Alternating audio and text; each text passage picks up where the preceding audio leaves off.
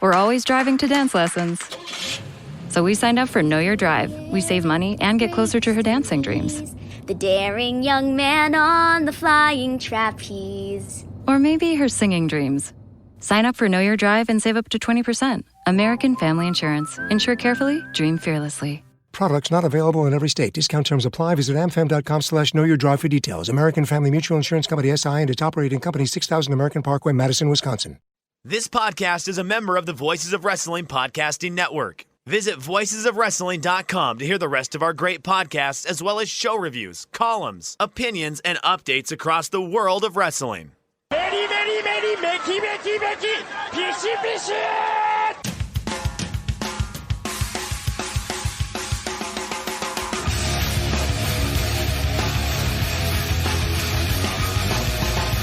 are listening to the Voices of Wrestling podcast with your hosts, Joe Lanza. X out and go listen to some boring podcast where they're afraid of their own shadow.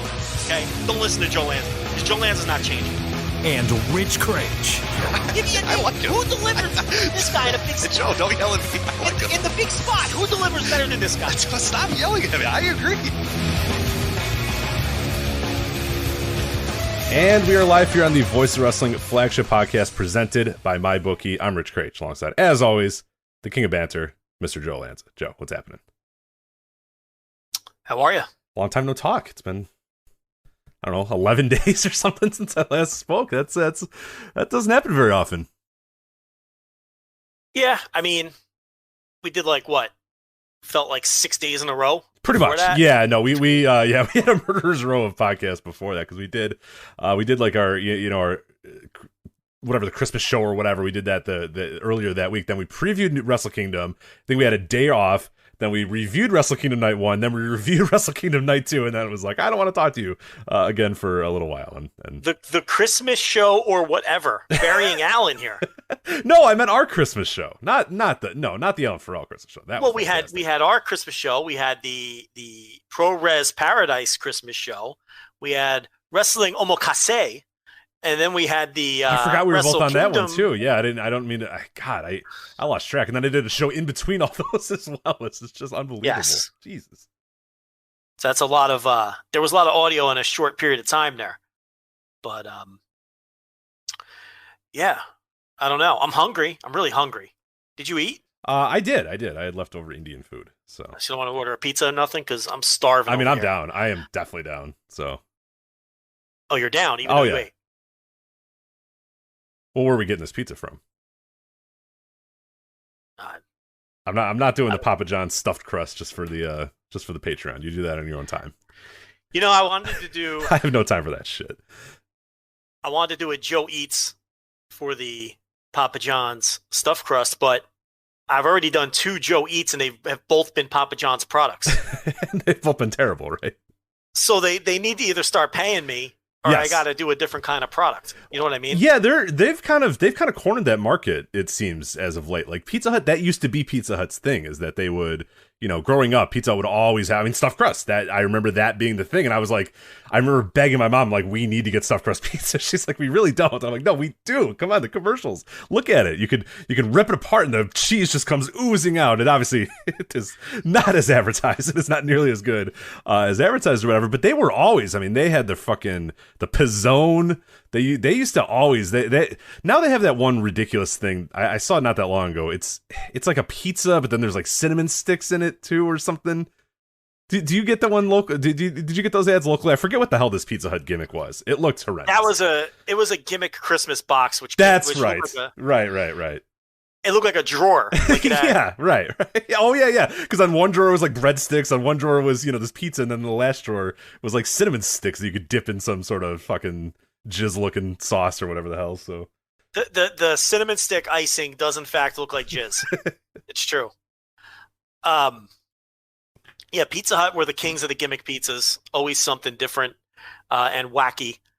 Yeah, I don't know how Papa John's attained the rights to use the name stuffed crust. Thank you. I was actually, believe it or not, as I saw that commercial, I wanted to text you because I thought if anybody would know the answer to this, it'd be experienced, restaurateur, Mr. Joe Lanza, and especially, experienced pizza eater.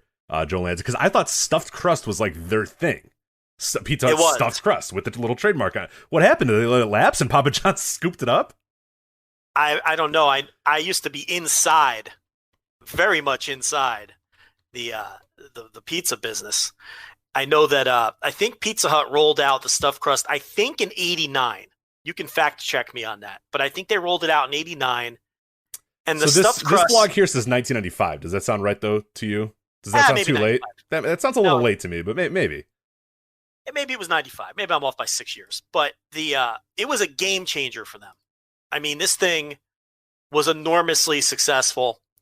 And then any stuffed crust special that they would do for the next 20 years was always just crushed it for business.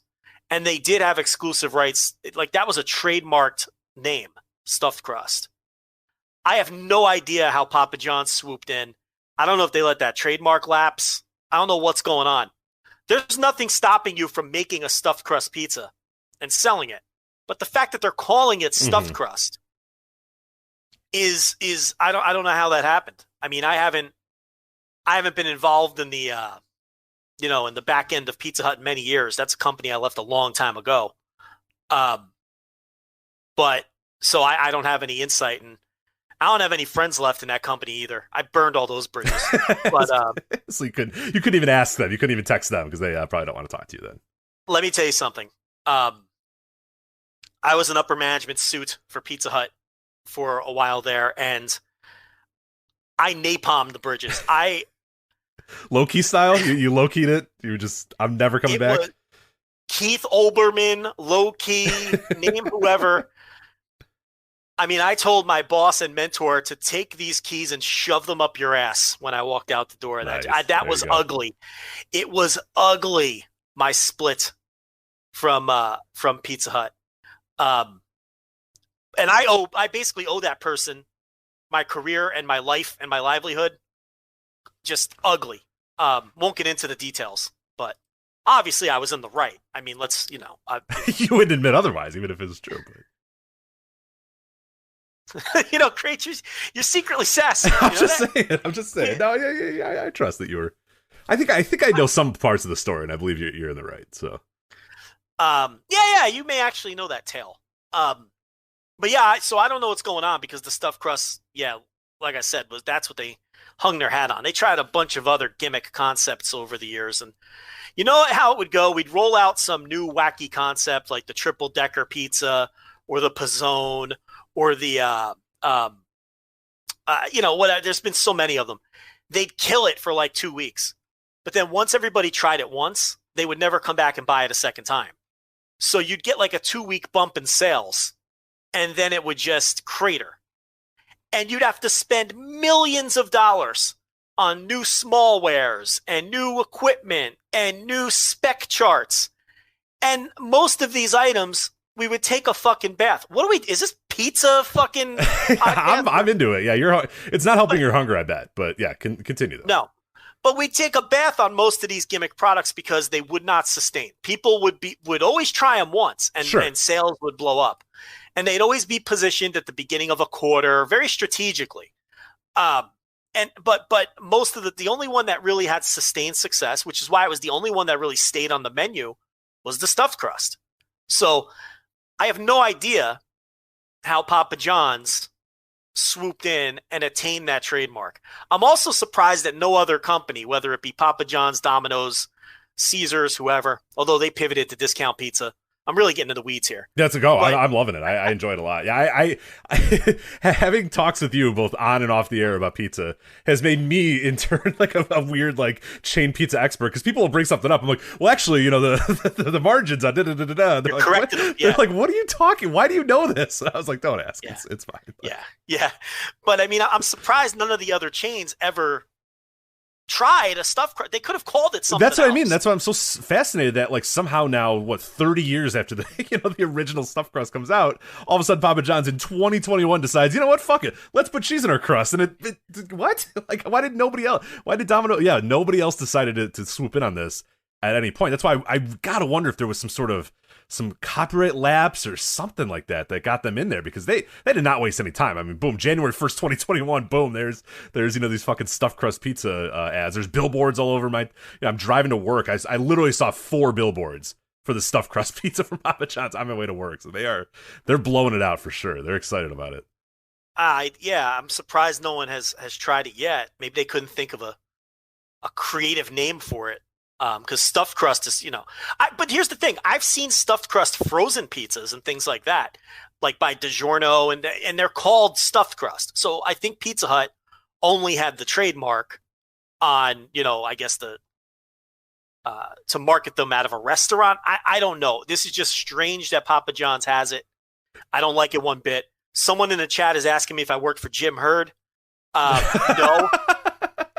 Jim Hurd was long gone by then.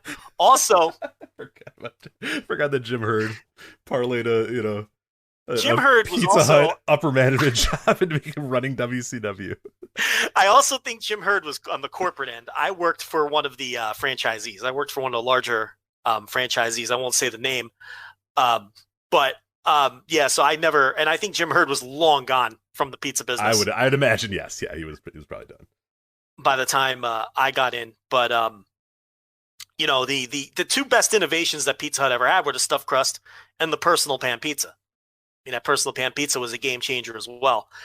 Pizza Hut's lunch business before the personal pan pizza was virtually non-existent, and they needed a hook, and they came out with this personal pan.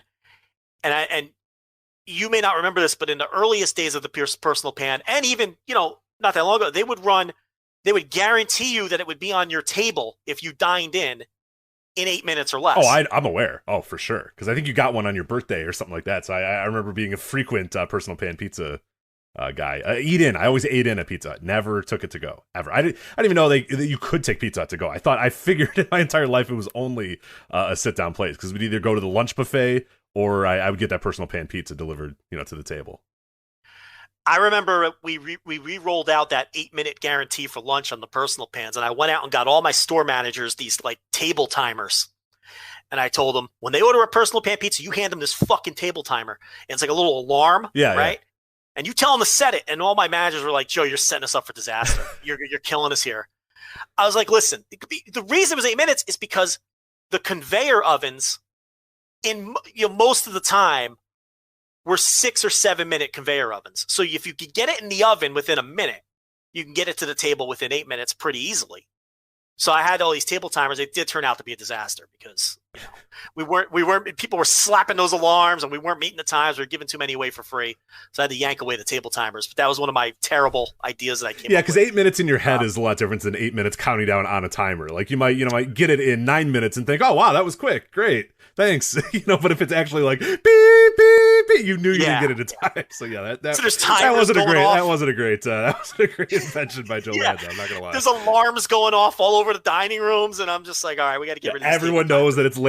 That table knows that table got it late. Now they're pissed. Correct. Yeah, just not great. Bad instincts. I didn't have perfectly honed instincts on that one. But yeah, those are the two big innovations. I mean, someone brought up the Bigfoot pizza in the chat. Do you remember the Bigfoot? Yeah, the Big Italy. It was called the Big Italy, right? The Bigfoot, Big Italy, or something like that. Two different pizzas. The Bigfoot was a big sheet pizza that came out probably in the early 90s. That was a fucking disaster because it would take up like 1/3 of the oven space. Yeah. Mm-hmm. So if somebody ordered like 2 or 3 of them, we were fucked. Like you had to wait for these things to go through the oven before you can trail it with anything else. The Big Italy, now there was the New York style pizza, which was Pizza Hut's attempt on the floppy New York style traditional Neapolitan pizza. Of course, didn't even come close to replicating it because you have the cheap frozen, right? Yeah. Mozzarella cheese. It's terrible dough. Yeah, just horrendous dough. Yeah, that's not going to work. Dough was actually the closest. Like the cheese and the sauce is what made it so not the real thing. The Big Italy, I'm trying to think. That may have been a re-imaged Bigfoot, so you might not be totally wrong. We've had so many of them over the years. I get them mixed up in my head. The cheesy bites. Are you familiar with the cheesy bites? that was where the crust was just like rippable cheese bites or something. Now listen, this was such a disaster on the make. This sounds so terrible. This was the worst for on the make line for the employees, because they'd have to make a hand toss pizza, right? Then make it like a stuffed crust with the cheddar cheese instead of the mozzarella cheese. So then you make it like a stuffed crust. And then you have to take like this crust press device, press it onto the pizza to form the This is already taking too long for a chain pizza restaurant.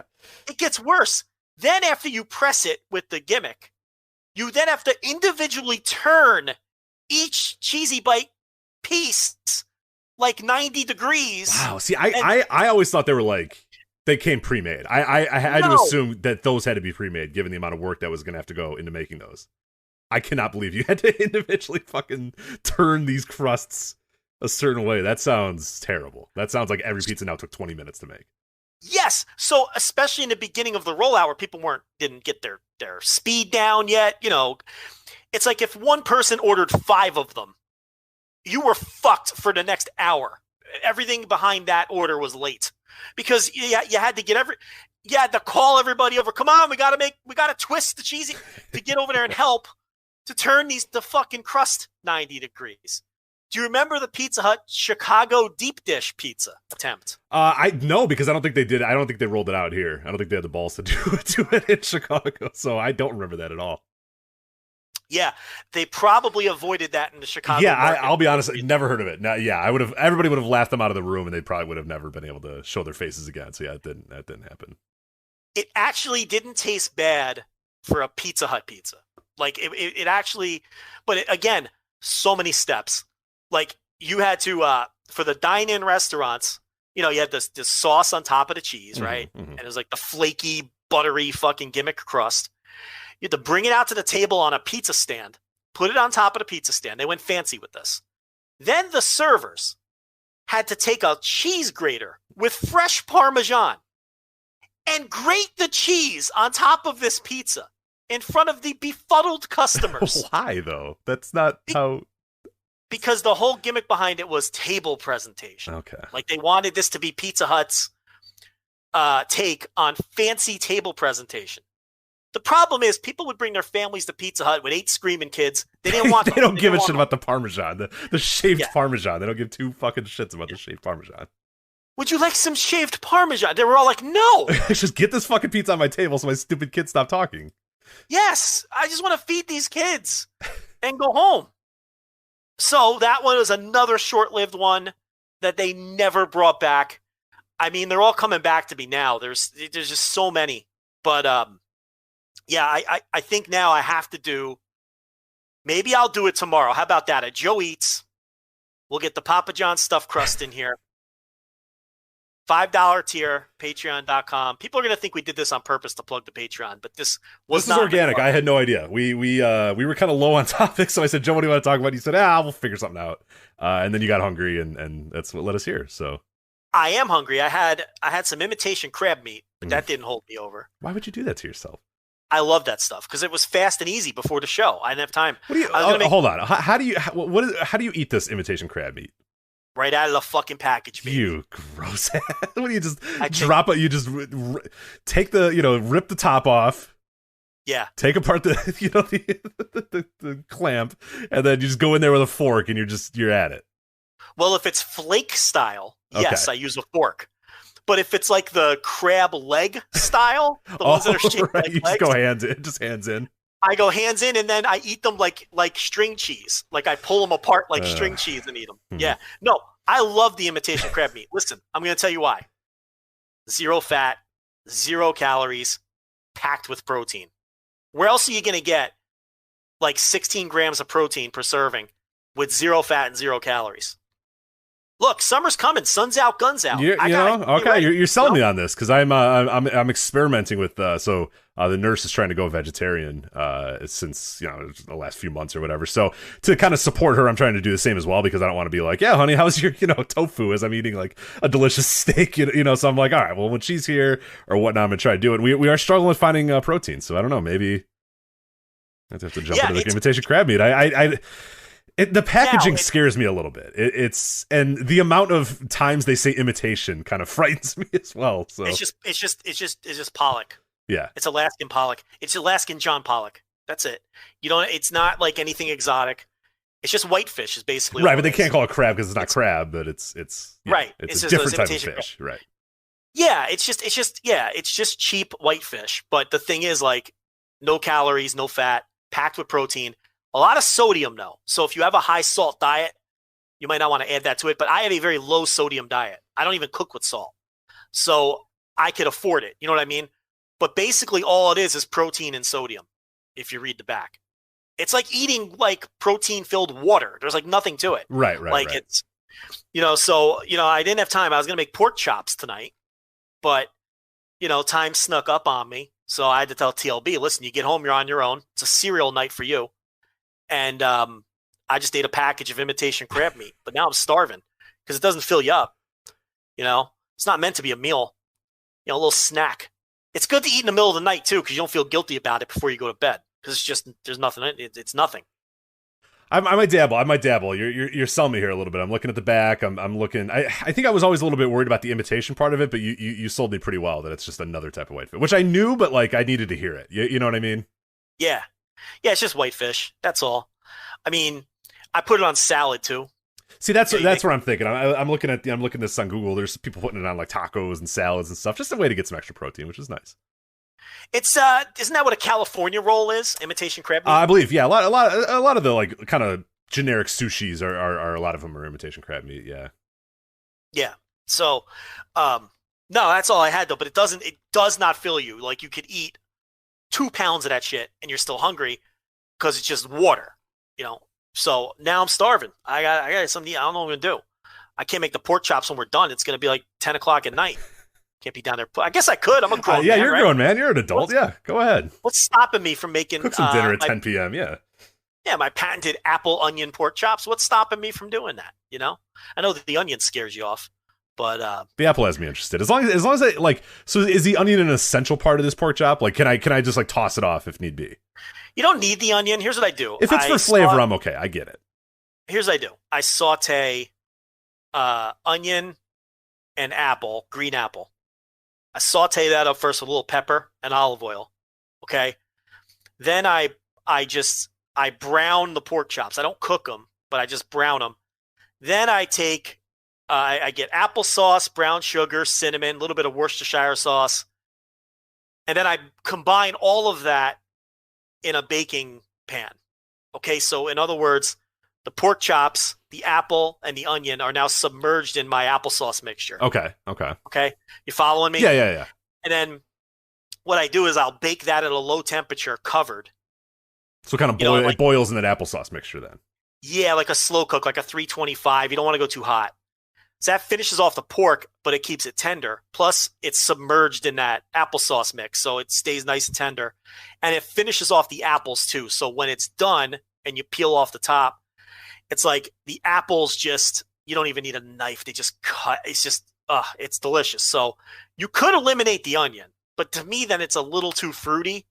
Like the onion kind of provides the contrast to the rest of the sweetness of the dish because it's a lot of brown sugar and cinnamon and applesauce. Sure, yeah, I was going to say, yeah. So the onion does sound like useful there. So I'm okay with that. I'm okay. Yeah. You got to contrast the sweetness. Otherwise, it feels like you're eating dessert. So yeah, that is just a cobbler. That is just apple cobbler with some pork next. With some pork for some reason, right? So you don't want to have that. But yeah, this was just it's something I make maybe once a month. But that's what I was gonna make today. But it's time consuming, and I didn't have time to blow through it. Like it's not like throwing a roast in the oven and telling TLB, "Hey, take it out at 7:30." This is a lot of steps, and she can barely boil water, so I can't trust her with. Doing a meal that's that, you know what I mean? So I'm just gonna have to make I know. I'm aware of what you mean for sure. Yeah, that's like the nurse is either she like either can't cook or when she does want to cook, it's like the most elaborate recipe you've ever seen in your entire life. And our kitchen's just filled with she goes to the store and buys every little. I'm like, you didn't need like this. This is not an essential part of the recipe. And she's got to follow the recipe like to a fucking T. So she goes to some annoying blog website with, all these bright colors and this lady that lives in Montana or something that cooks this unbelievably organic thing. And then so she has to make that and it's like 900 steps. And oh my God, it's the worst. We don't eat till 10. I'm cleaning the kitchen for weeks on end. It's just, it's a mess. The thing about recipes, for people who think they can't cook, I mean, you could follow a recipe. And the thing about recipes is they're guides. You can substitute ingredients. Like, you don't need to buy, like, if it calls for, I don't know, tarragon seed or right. Well, yeah, she'll go and get like an entire, and I'm like, what are we gonna do with this? And then, like, we have our little, like, lazy Susan thing or whatever, the little thing that has all the spices, and it's just filled with these like things that we've used. 2 drop. Oh, it needs black toasted sesame seeds. No, it doesn't really need the black toasted sesame seeds. Like, it's okay. Yeah, whatever you have in the house is all right. Right. Like, just we have sesame seeds. Just put those in. They're fine. Right. So that's what people don't get sometimes. Like, yeah, the gist of it, like the cooking times and the temperatures. Sure. Those are things you don't want to fuck with. But you can substitute ingredients to your liking, or recipes are just guides. And a lot of people's recipes just don't jive with me. Like, I love Gordon Ramsay. I think he's funny as hell. I love when he insults people. The guy's tremendous. I watch all his shows. It's great garbage entertainment to just put on.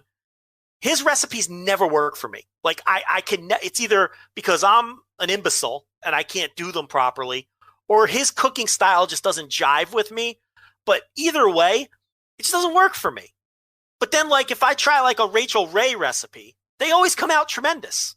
So that's the other thing too. You got to like experiment with different kinds of recipes from different chefs and different people as well, to see what suits you and what your palate enjoys and your cooking style and all that too. So, yeah, I don't know.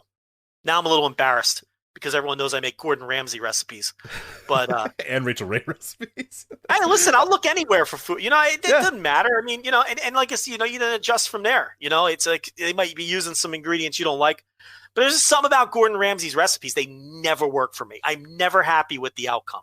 And they look easy enough. He makes it sound like the easiest thing in the world. Like, no matter what he's cooking too, like, it's like he makes you feel like an imbecile if it's not easy for you. That's the other thing. And I don't know. I like when he insults other people, but not you. I like you don't like him knowing that he would probably insult you if he came over and you drop that plate on his. You don't even take one bite of it and just throw the fork down and go, "What the hell is this?" Like, you're like, I don't know. Don't call usually me good. Don't call me an idiot sandwich. Call someone else an idiot sandwich with the bread. That's the best fucking meme I've ever seen. I still love that one. I've seen it 1,000 times. The 2 slices of bread next to that girl's head. And he tells her, "You're an idiot sandwich." That's just What are you? And she goes, "An idiot sandwich." Yeah, she answers it. She answers it for him, which is the best part. Yeah. God. All right. Well, this is probably not helping your hunger at all. But I'm starving to death. I was gonna say this is very triggering to Joe. So let's we'll move on and talk about some pro wrestling here. Plenty to get to. Obviously, we missed last week, so we're back at it this week. We have a ton to get to. We have New Japan. New beginning shows coming up over the course of the next month. Japan's state of emergency, so some stuff we're going to talk about with that. Jay White speculation, wild Jay White speculation. We'll probably get to that to the top here. Impact Wrestling's Hard to Kill, and then there's some other odds and ends stuff. Dragon Gate, we were both kind of caught up with. A little bit about AEW. I know you did the Thursday TV reviews just about an hour before we got on the air here, so people want to listen to your AEW review. That is up there on patreon.com/voices of wrestling. But I watched all of Dynamite this week too, so I want to kind of touch on a few things that I noticed or I caught. And then just some other odds and ends as we kind of go throughout the show, and then I don't know, maybe something will happen that we have to talk about. But that's it. So let's just jump right into this though. Something I do want to talk about, and I'm sure a lot of people want to talk about, Jay White and the future. We didn't have a chance last week to talk about it. Obviously, we reviewed Wrestle Kingdom. We did not know what was going to come over the next day. After Wrestle Kingdom Night 2, he cuts the promo backstage where he says, maybe I have to go. Maybe I have to go do something else. There's an article that goes up on New Japan's website, and it's there, and then it's deleted, then it's there again. And now they're kind of, this is where it's getting a little wonky for me, a little fun. Like, they're putting his profile on the website, then they're taking it off, and they're tweeting out this, and they're not tweeting out this, and then he's on the poster here, and then he's not on a poster here. So let's just get right down to it. What do you think of the Jay White thing right now? Where are you at with it? Is it all completely 100% of work for you? Are you buying in a little bit? Like, where are you at? What's your temperature with the Jay White situation right now? My gut is telling me it's firmly a work. I think that I think the whole idea all along was to give him a little bit of time off after he came up short at Wrestle Kingdom. It fits his story. He's overconfident coming in, and he doesn't get the job done. He has the meltdown in the presser. And I think the rest of this stuff, like the profiles coming off the website and the posters, I think that's all window dressing. And I think it's all a work. And I think it'll represent a big character change or some kind of shift in his story when he does return. That's my gut. Mm-hmm. I haven't talked to anybody. Yeah, we have for the record, we have no information. We haven't talked to anybody. We haven't really asked anybody. Yeah, we know nothing. We know as much as everybody listening to this right now. That is the truth. We know nothing. Nobody's told us anything. The only interaction we had with anybody was we tweeted out when the article did come up that Jay White said, "Oh, I'm going to leave," or "I have to leave," or something like that. And someone just said, "Oh, we have to delete it, but we're going to put it back up in like 5 minutes. So can you delete your tweet?" And that's it. That's everything. That's everything that we know about it. So yeah, and then the story went back up anyway. Yeah, exactly. But yeah, I'm feeling work. If it's not, I mean, we know all we know is what everyone else. We know what the JCast said, and we know what Dave Meltzer said, just like everyone listening. And that's very much conflicting information. Where Dave Meltzer basically confirmed the Brian Alvarez report that that White has a 7-year contract, and the JCast sources told them that he does not have a 7-year contract, and that's nonsense. So I don't know. There could be a lot of misdirection here from, whatever side.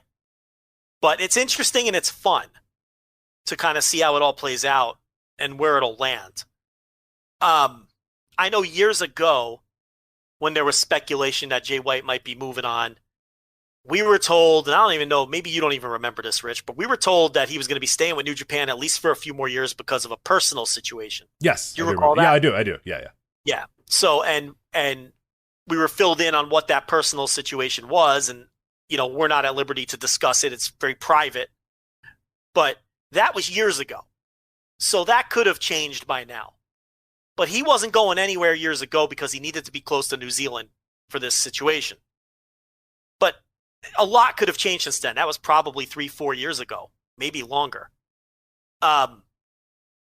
So I really don't know. I mean, Dave Meltzer has kind of blown this off. He at one time said he's under a 7-year deal and then really hasn't discussed it since. So he doesn't think there's anything there. But then there's conflicting sources saying that he's not under contract. I think would be odd because it's not like it took a mass exodus for New Japan to even offer 2-year contracts. That's exactly what I was in my notes. I was going to say I don't buy the 7-year thing. I just don't. Yeah, because they're going to just jump from. They had to be, they had their arms twisted to give people 2-year deals. All of a sudden, they're tossing out 7-year deals. I mean, I'm not saying it's impossible, but it does make you raise an eyebrow. And it makes you a little suspicious. It's just pro wrestling too. I mean, think of the deals that we know about. I mean, they're very rarely anywhere near that length. And that's nothing against Jay White. It's nothing. He's a guy that if I was New Japan, I would sign him to But it's pro wrestling, man. Nobody ever signs for that long. No wrestler wants to sign for that long. No company wants to sign for that long unless you are. The only times they've really had to do that I can recall is I think famously. Mark Henry was one, but they had to get him to not go to the Olympics or not go into other, or that was right after the Olympics, right? WWE swooped up and tried to get him so that, he didn't go and do, something else with his life and had to say, okay, well, this pro wrestling thing is serious and here's a 10-year deal to prove to you that it's serious or whatever. I mean, that's one that I remember for sure. And then Big Show, I think, got one from WWE when he first came from WCW because that was just like, hey, let's deal one more blow to WCW. And then they regretted it the entire time and got really upset about it. And it's the same thing with Mark Henry, too. They were kind of annoyed during almost all of those 10 years until they obviously, post-deal turned it on and became something, pretty big for them. And same thing with Big Show. But, those are just the ones I know about. But, just a random 7-year deal out of nowhere is just... I don't know. It's a lot, and that's just not what that company has done. It's not what wrestlers have always wanted to do as well. I mean, why would you want to tie yourself up for that long unless the money was so ungodly ridiculous? Yeah. You'd have to be a fool to sign a 7-year contract in this climate. I mean, the game changes every 6 months. Yeah, right, exactly. And the wrestlers have all the leverage right now.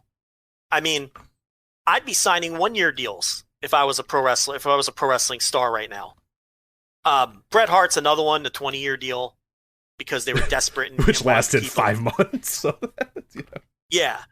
But it's like, I don't even know why you would sign a 7-year deal. I mean, think about the pro wrestling landscape 7 years ago compared to today. Right. I mean, you'd have to be an absolute fool. So I don't know. I'm very skeptical of it, but who knows? It just all reeks of work to me because I think New Japan is leaning into it a little too hard. There's a few too many articles about what his next step is going to be. The promo was way over the top. I feel like they're setting something up here. Look, if he pops up in NXT, well, Jay White had a nice career. Good for him. And we'll catch back up with him when he, moves on again. But, I feel like, especially with, Evil being on top of Bullet Club now and sort of that power struggle that they were teasing, and those two really never rectifying that or coming to a conclusion of the barbs they were throwing at each other in G1. I feel like this is all setting up a big Jay White return at some point. Which at that point, does he have to be a babyface? I would think so. Back? Yeah, I would think so. And that's, to me, honestly, that's why I'm kind of leaning a little bit more towards work as well, is that, now we look at these new beginnings and he's not on any of these shows. And like you said, it's maybe, hey, go away for a little bit, go away and then come back.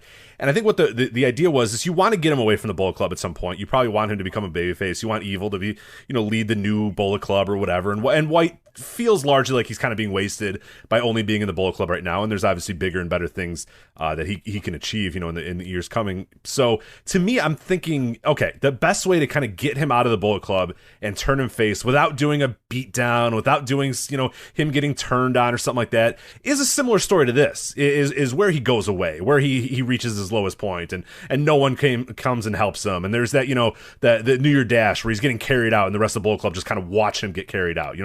His own brothers don't carry him out. He just lets, the ring guys carry him out and they just kind of watch him go to the back or whatever. There's like little subtleties to that make me think, okay, that maybe that's the play here is we want him to turn face. We want him to lead the Bullet Club, but we don't want to do the kind of the a little too over the top, just, get beaten down, that sympathy, get turned on type thing, where instead he just goes away, he becomes the talk of the wrestling world while not wrestling, which is, we're leading, well, quote unquote leading our show after we talked about fucking Pizzones for 20 minutes, but, leading the wrestling, he's been a big story in the wrestling world for weeks now without wrestling, and he will continue to be a big story throughout the rest of the month and throughout maybe February if he doesn't pop up anywhere. And this might just be a good way to give him a little bit of a break, give him some time off, give him whatever you want him to do.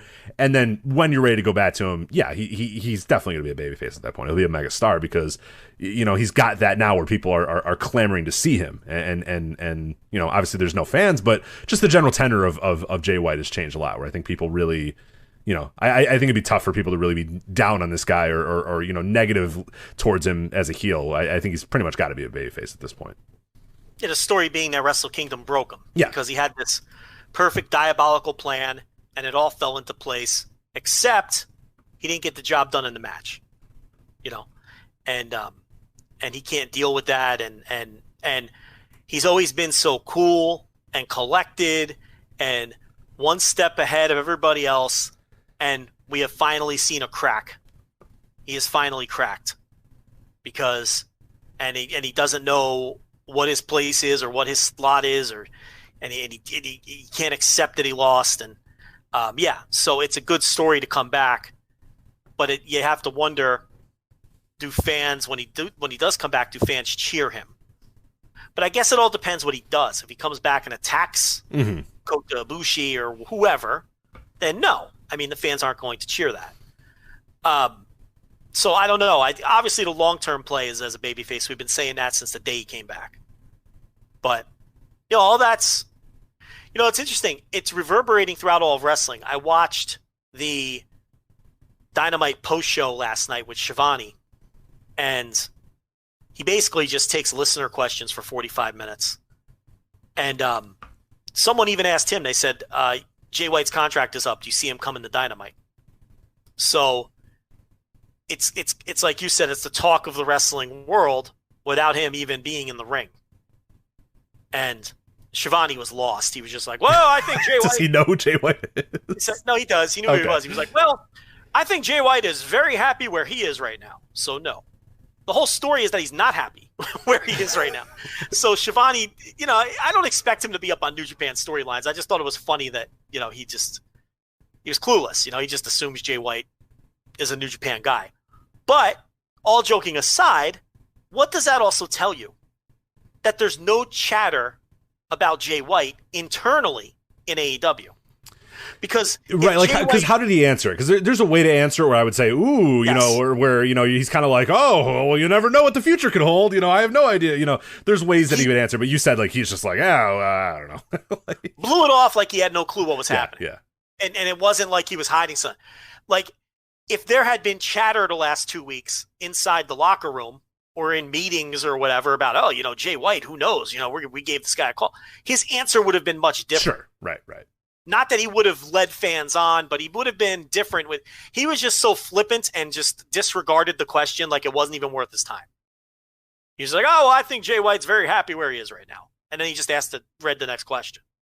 So that tells you that at minimum, it doesn't look like Jay White is the talk of the AEW locker room. So is that a clue into, because let me tell you something. If I'm Tony Khan and there's talk that Jay White has interest in NXT, which was the talk a couple of weeks ago, and there's talk that Jay White is leaving New Japan, how do you not pick up a phone? I'm flying to Japan if that's the case, or I'm flying to New Zealand. I'm flying wherever he is and going, dude, before you think of NXT, please let me pitch you. Let me pitch you, please. It'd be irresponsible not to. Yeah. So, you call him up and you say, hey, what's going on? And then Jay White says, we're just working an angle. And then you say, all right, have a nice day. You at least make the call. Or maybe he says, yeah, my contract is up on January 30th. And then you say, I'll talk to you on February 1st. So it's like, that's why, the Schiavone thing, I don't think it's like this big reverberating addition to the story, but it's a little clue. Mm-hmm. He really acted like it was like nothing. So I don't know. I think it's fun and it's interesting though. Yeah, I like it. I think that's one of the reasons why I haven't wanted to really pursue any other information about it, because maybe we should for the purposes of what we do here, and really get ear to the ground and ask a bunch of people.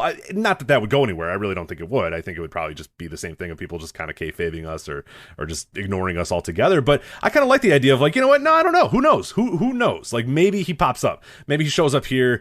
But wherever he does pop up, I'm watching it when it's going on, because it's going to be a huge moment, a real fun moment. If it's coming back to New Japan, if it's debuting in NXT or whatever, it'll be a really, really cool moment no matter where he goes, and that's awesome, because he's a guy that I've always, we go back to the history of the show. First time we saw him as a young lion, you and I are on record saying that dude's going to be a star no matter what. We don't know how we don't know exactly what it's going to be, but that dude's going to be a star.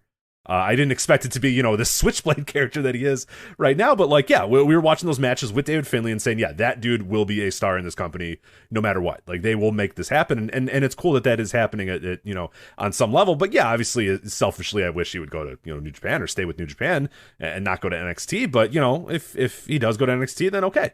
And we've always said that what's really cool about New Japan and what they've been able to do almost better than really any other company in the world over the last decade is when a guy leaves, they just go, all right, cool, boom, next guy up.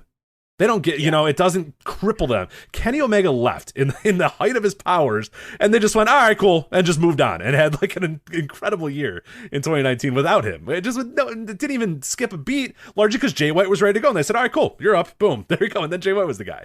You know what I mean? And it's awesome. It's really, really cool. Oh yeah, I discussed this in my Q&A last Friday behind the paywall. If New Japan loses Jay White, it's essentially, no disrespect to Jay White, they won't skip a beat. No. It won't matter at all if they lose Jay White. That's not to say it wouldn't be very advantageous to keep him, because I do think he could be a huge money drawing star. You could argue he already is. But if they lose him, it's they have so many people on the bench. Boom, Will Ospreay. Boom, Great O'Khan. They wouldn't skip a beat if they lost Jay White. And that can be true while also saying that he can be a next giant star for them for a decade. All of those things can be true at the same time. Right. But they are so well positioned, and they're always restocking the bench to where I don't even think Jay White would be a catastrophic loss. There would be two difference-making losses for them. That'd be Tetsuya Naito and Kazuchika Okada. And I don't even think either of those losses would be crippling, but I do think those would make a dent. They could lose anyone else, and it does not matter. Like, at all. Like, I really don't think it would matter at all. They lost Shinsuke Nakamura and AJ Styles in one day. Yes. And had their greatest year, their best business years, since their peak in the 90s, in the years that followed, losing both of those guys. That was Kenny Omega, as I said, in the peak of his powers, and didn't skip a beat. And they weren't even as deep when they lost. No, they weren't at all deep. Yeah, now like you said, now there's 2, 3, 4 guys that you can move up right away. I mean, right now, like you said, Jay White goes away, you go, okay, cool. Will Ospreay, you're up. Okan, you're up. Hell, if you really want to, Jeff Cobb, you're up. You know what I mean? Like, I don't think they do that with Cobb, but like, yeah, Ospreay and Okan are right there, ready to go. You have enough guys. You have your Sonata. You got your kind of upper mid carders as well that can easily move up.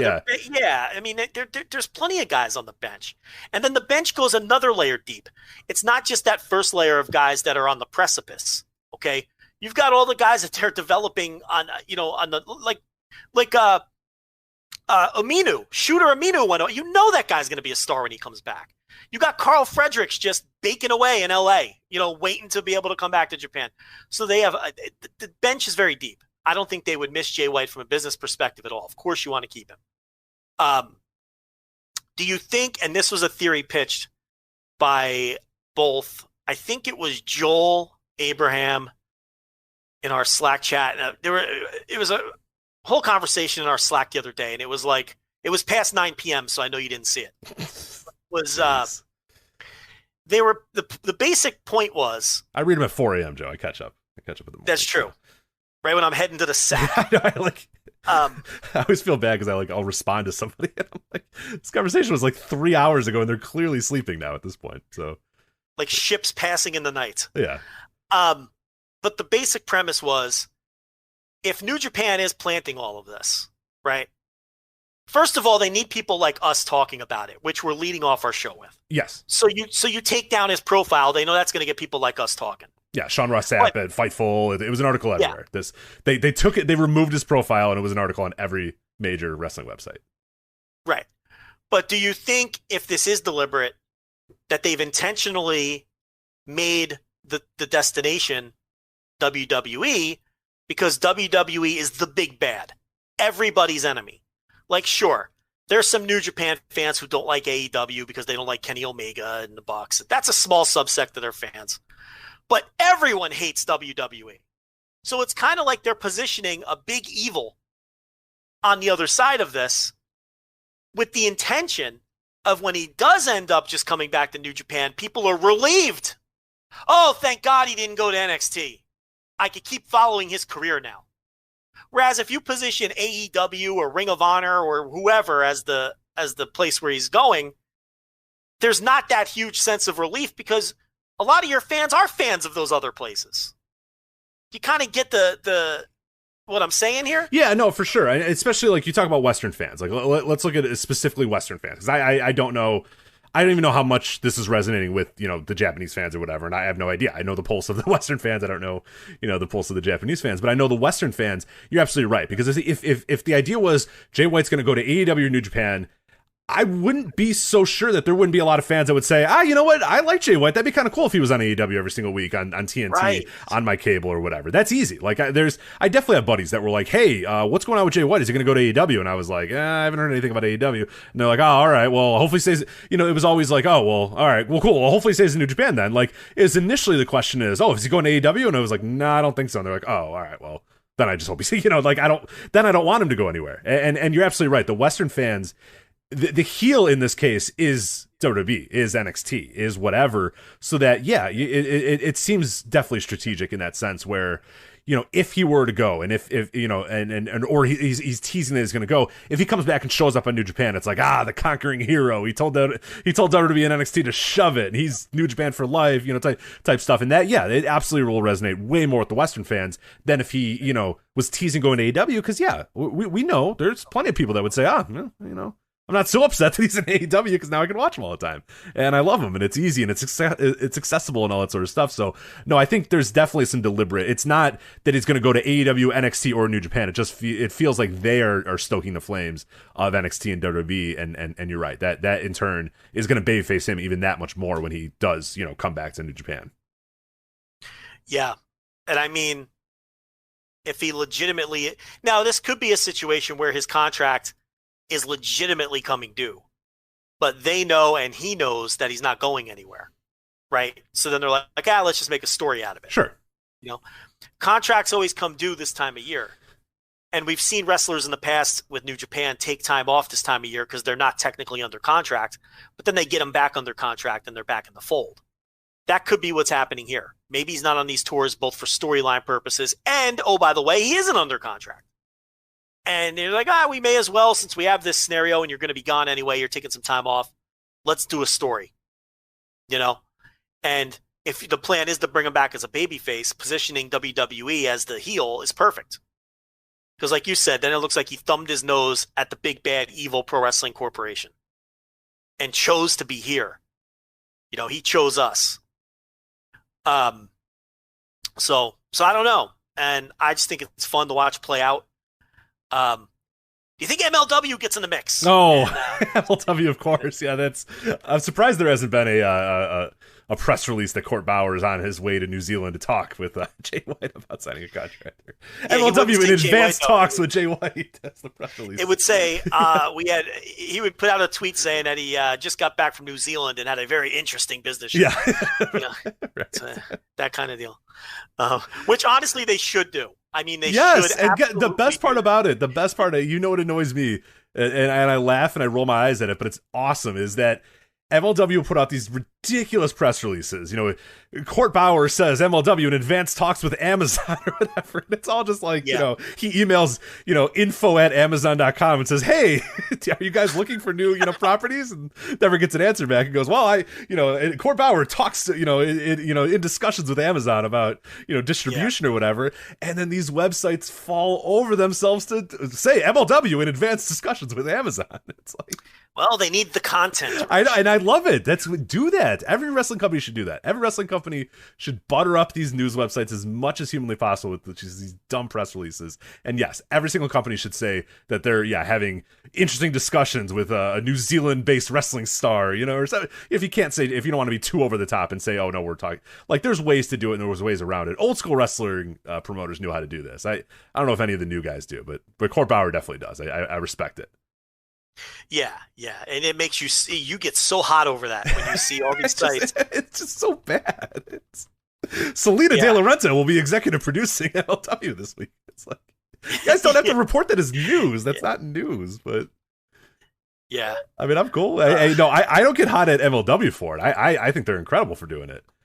I get hot at the wrestling, the news with the Z websites that are just loving, Yeah. So I don't know. I mean, I think I think jumps are fun. I think free agents are fun. It would help if WWE wasn't such a complete fucking dumpster fire where essentially the person's career is not worth following anymore. Can you believe we're at this stage of the game where WWE is so bad and so irredeemably bad that it's just not even worth following someone's career when they go there anymore?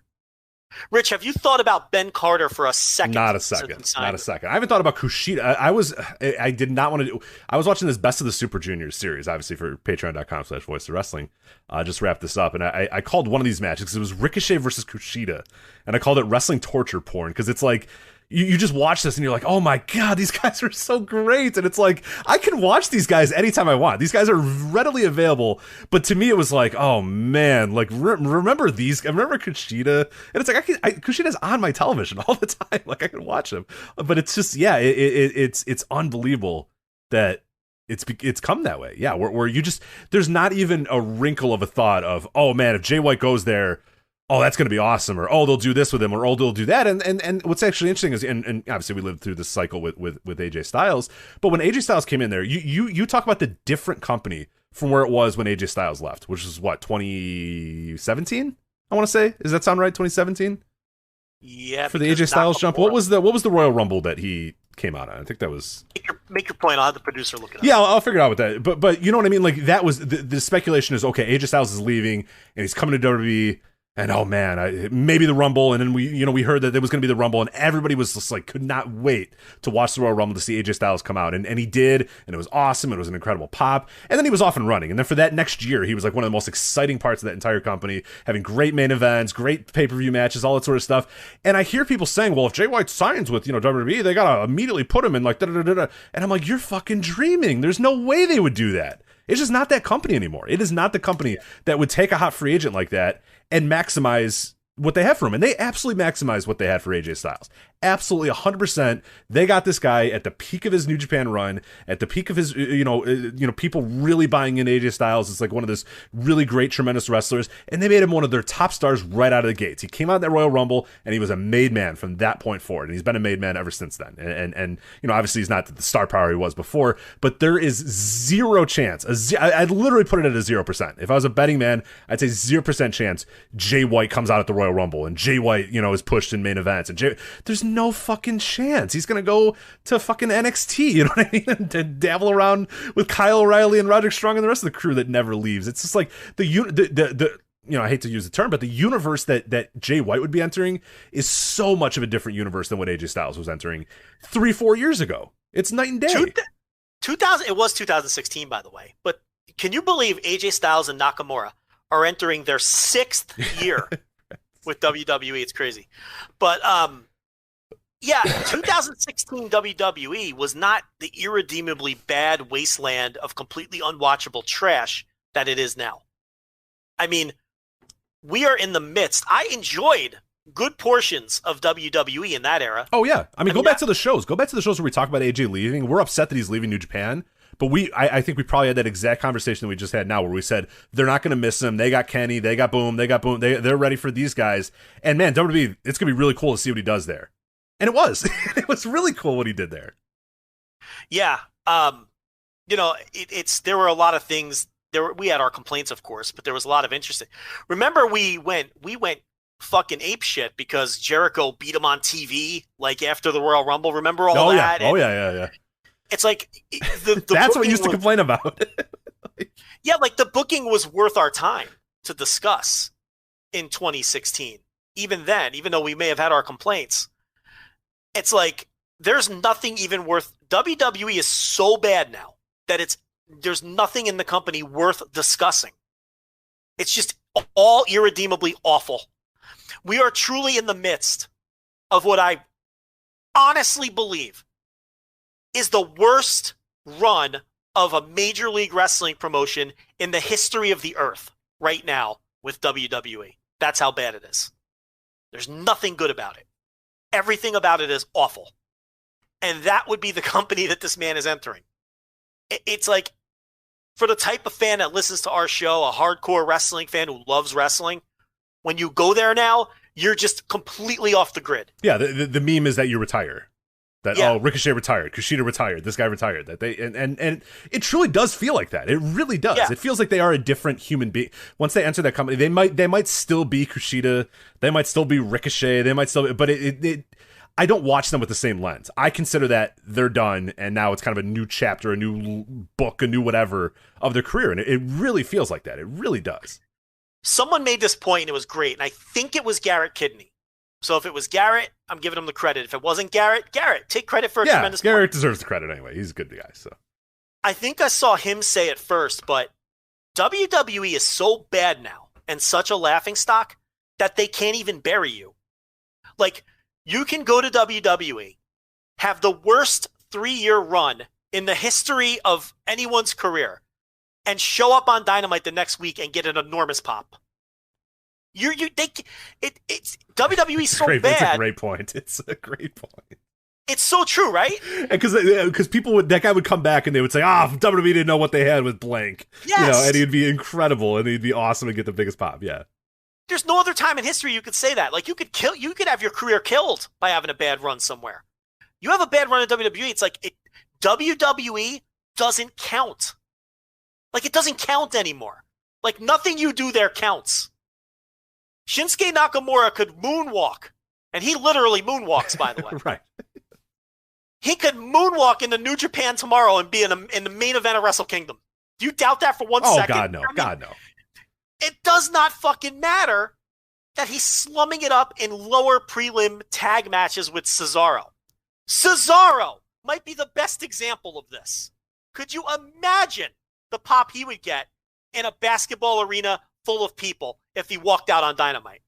Despite the way he's been booked for nearly a decade in WWE now.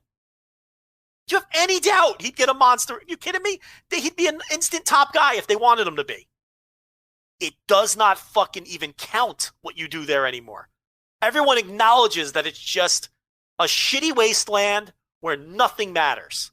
And we're just watching our watches and our clocks to when you're done doing your time and you re-enter the wrestling business again.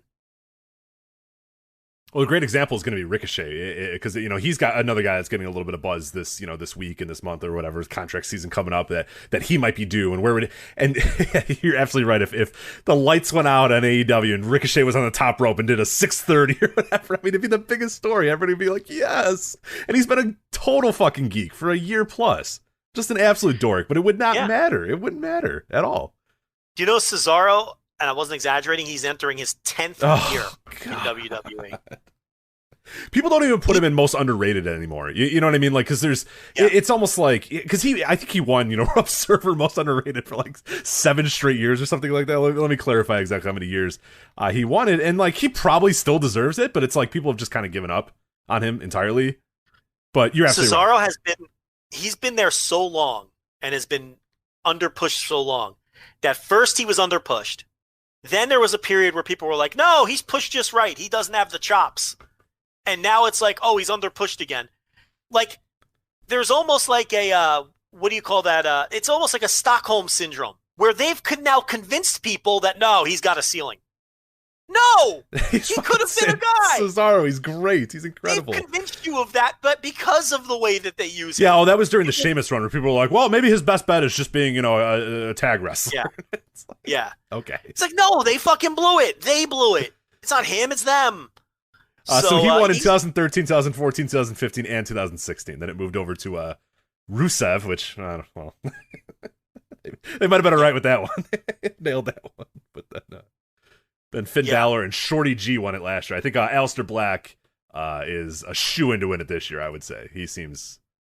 I mean, there's been many options, but he seems like definitely the best one to me, so... Yeah, he's another good... I mean, there's probably literally... we could have a 3-hour show where we name guys that they're wasting and better ways to utilize Wrestler X, so... There's probably 20 legitimate options in that company. Right down to Ninja Tozawa. I mean... Don't even. He's a ninja. He's a comedy ninja. Don't say his name is Tozawa. It's fine. He doesn't even wrestle matches anymore. He just runs around in a ninja outfit. I know. Can you imagine? They're so bad. God, this company's so fucking horrendous and terrible. Bad. Jesus Christ. You have Akira Tozawa and you do nothing. Rich, you have that roster. Oh my God. You have that roster. And Adam Pearce is main eventing a pay-per-view.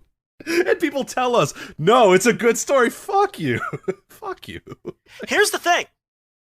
Let's talk about that for a second. Let's do it, yeah. Here's the thing. Like, even if it is a good story and makes sense and is logical, and Roman is like has this false sense of bravado and he'd rather take advantage of a guy who's not even a wrestler than face a real challenger. I get all that. I understand. Even if it makes sense and it's a good story, the fact that they have to tell that story with an agent, with the roster that they have, is a condemnation enough. That's enough to shit. Like that, you shouldn't have to tell that story and twist yourself into a pretzel and do things with an agent when you have a roster that's stacked and that deep. And this is why this podcast never bent over backwards for this Roman Reigns head of the table stuff. We acknowledged he was performing well. We acknowledged it had a chance to revive his career. All of those things are true. I think he's doing a great job. I think this could be the catapult to a face turn someday, and he can finally get over the way everyone thought he could. But we kept that at arm's length because you have to keep everything in that company at arm's length. Rich knew immediately that the Uso was going to end up turning and joining him, okay, months ago. And then we never heaped all the praise that everyone else is heaping because what's the end result? Adam Pearce. Because you know this is how they do things. You know, there's no stars that are going to be made out of this. There's no one's going to be elevated because they've killed everybody off. Remember the Big E? Oh, this is a great opportunity now for Big E to move up the ladder. Yeah, again. Defeat Roman. Okay, guys, sure. Do you remember the pounding I took? The pounding I took for saying that Big E is dead wrong and he needs to stop rolling down the aisle and being the fucking New Day comedy guy. And now look, he's never going to get over the hump. That's WWE Intercontinental Champion Big E Langston to you, Oh, well, sir. the prestigious Intercontinental title. I'm so sorry. Yeah. Like, even he doesn't get it. And I like Big E, but he is lost. He doesn't understand that stuff is only going to get you to a certain level.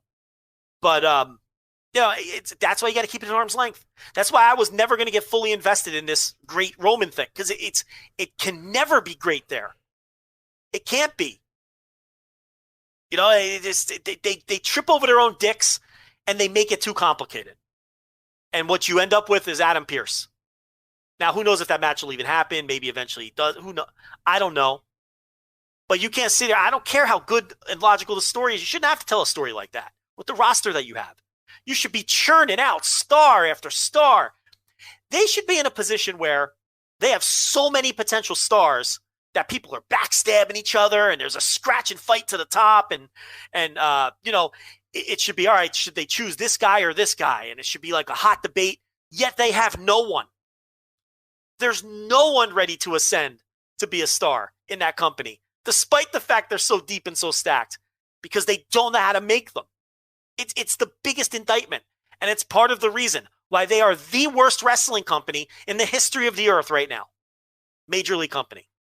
To have a roster like that and not be able to make a star and have an agent in your world title match at the Royal Rumble, utter disaster. Yeah, it's terrible. You know, I'm going back and watching some of these Rumbles for the Rumble Rewind, and you know, I'm reminded of the Bob Backlund run in like '94 when they had to give the title back to him because they just had like literally nobody on the roster to you know, they wanted to be he was a transitional champion, but they needed you know, a heel for Bret Hart to face, and they had nobody ready to go because like they had been decimated over the years and a bunch of steroid firings and all that sort of stuff. They had to go to Bob Backlund in 1994, but it was understandable in 1994 when you had literally nobody, when that roster with Bret Hart, Diesel, who was still on the rise, and you know, nobody else was ready. Yokozuna and The Undertaker was it. That was it. You had those four guys, and that was it. And The Undertaker was dead. You killed him, so you needed somebody else.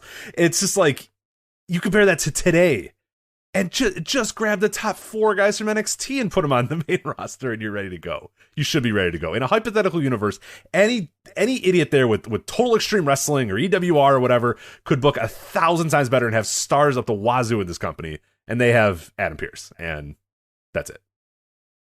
It's and you know what they're doing with Roman right now is what was done to Roman the whole time. They're having the heel just eat everybody up and make sure they don't become a star. Well, and I had a question with that. One of the Q&As a few weeks ago that I did is somebody said, you know, is this Roman thing any different than it was when he was a babyface? And I'm like, you know, no, not really. It's really not. He's just Roman on the other side of it. Yeah, he's just on the other side, but he's eating everybody alive, and he's the only guy that matters. It's just a different way to tell that same story. Yeah. Big time text here. Check this out. Okay, what do you got? Rich. This is why when you know, and you marry him. This is why. Mind reader. She can't hear me doing my show. She wasn't even home before. You ready for this text? I ordered us dinner, smiley face. So you will have a good dinner when you are done working. Heart. Working. How about that? She calls this working? I've convinced her it's working. Damn. Okay, keep the ruse up. Yeah, thank God.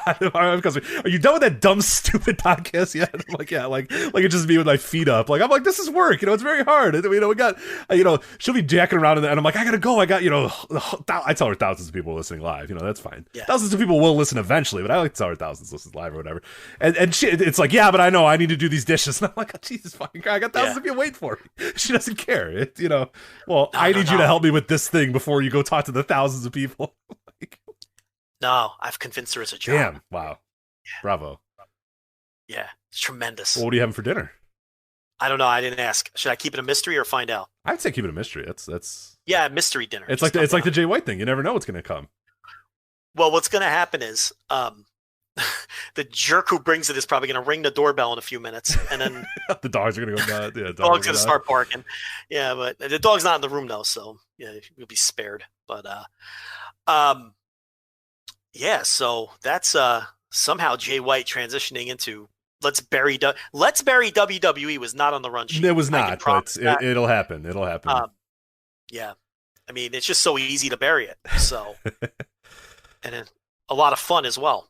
Yeah, absolutely. All right, so we're going to get to these new beginning cards here in a bit and some stuff about New Japan. Before we do that, though, Joe, I do need to let you know that this is a great time of year. It's the time of year where divisions are decided, champions are crowned, and Joe, legends are born. It's time for the NFL playoffs. I know you've been in on the playoffs. I watched last week's playoffs as well. I haven't watched a lot of NFL over the last decade or so, but I was into last week's playoffs. I don't know why. There's some fun teams. I guess the expanded playoffs kind of got me. The Browns are there. I can't believe the Browns are a playoff team.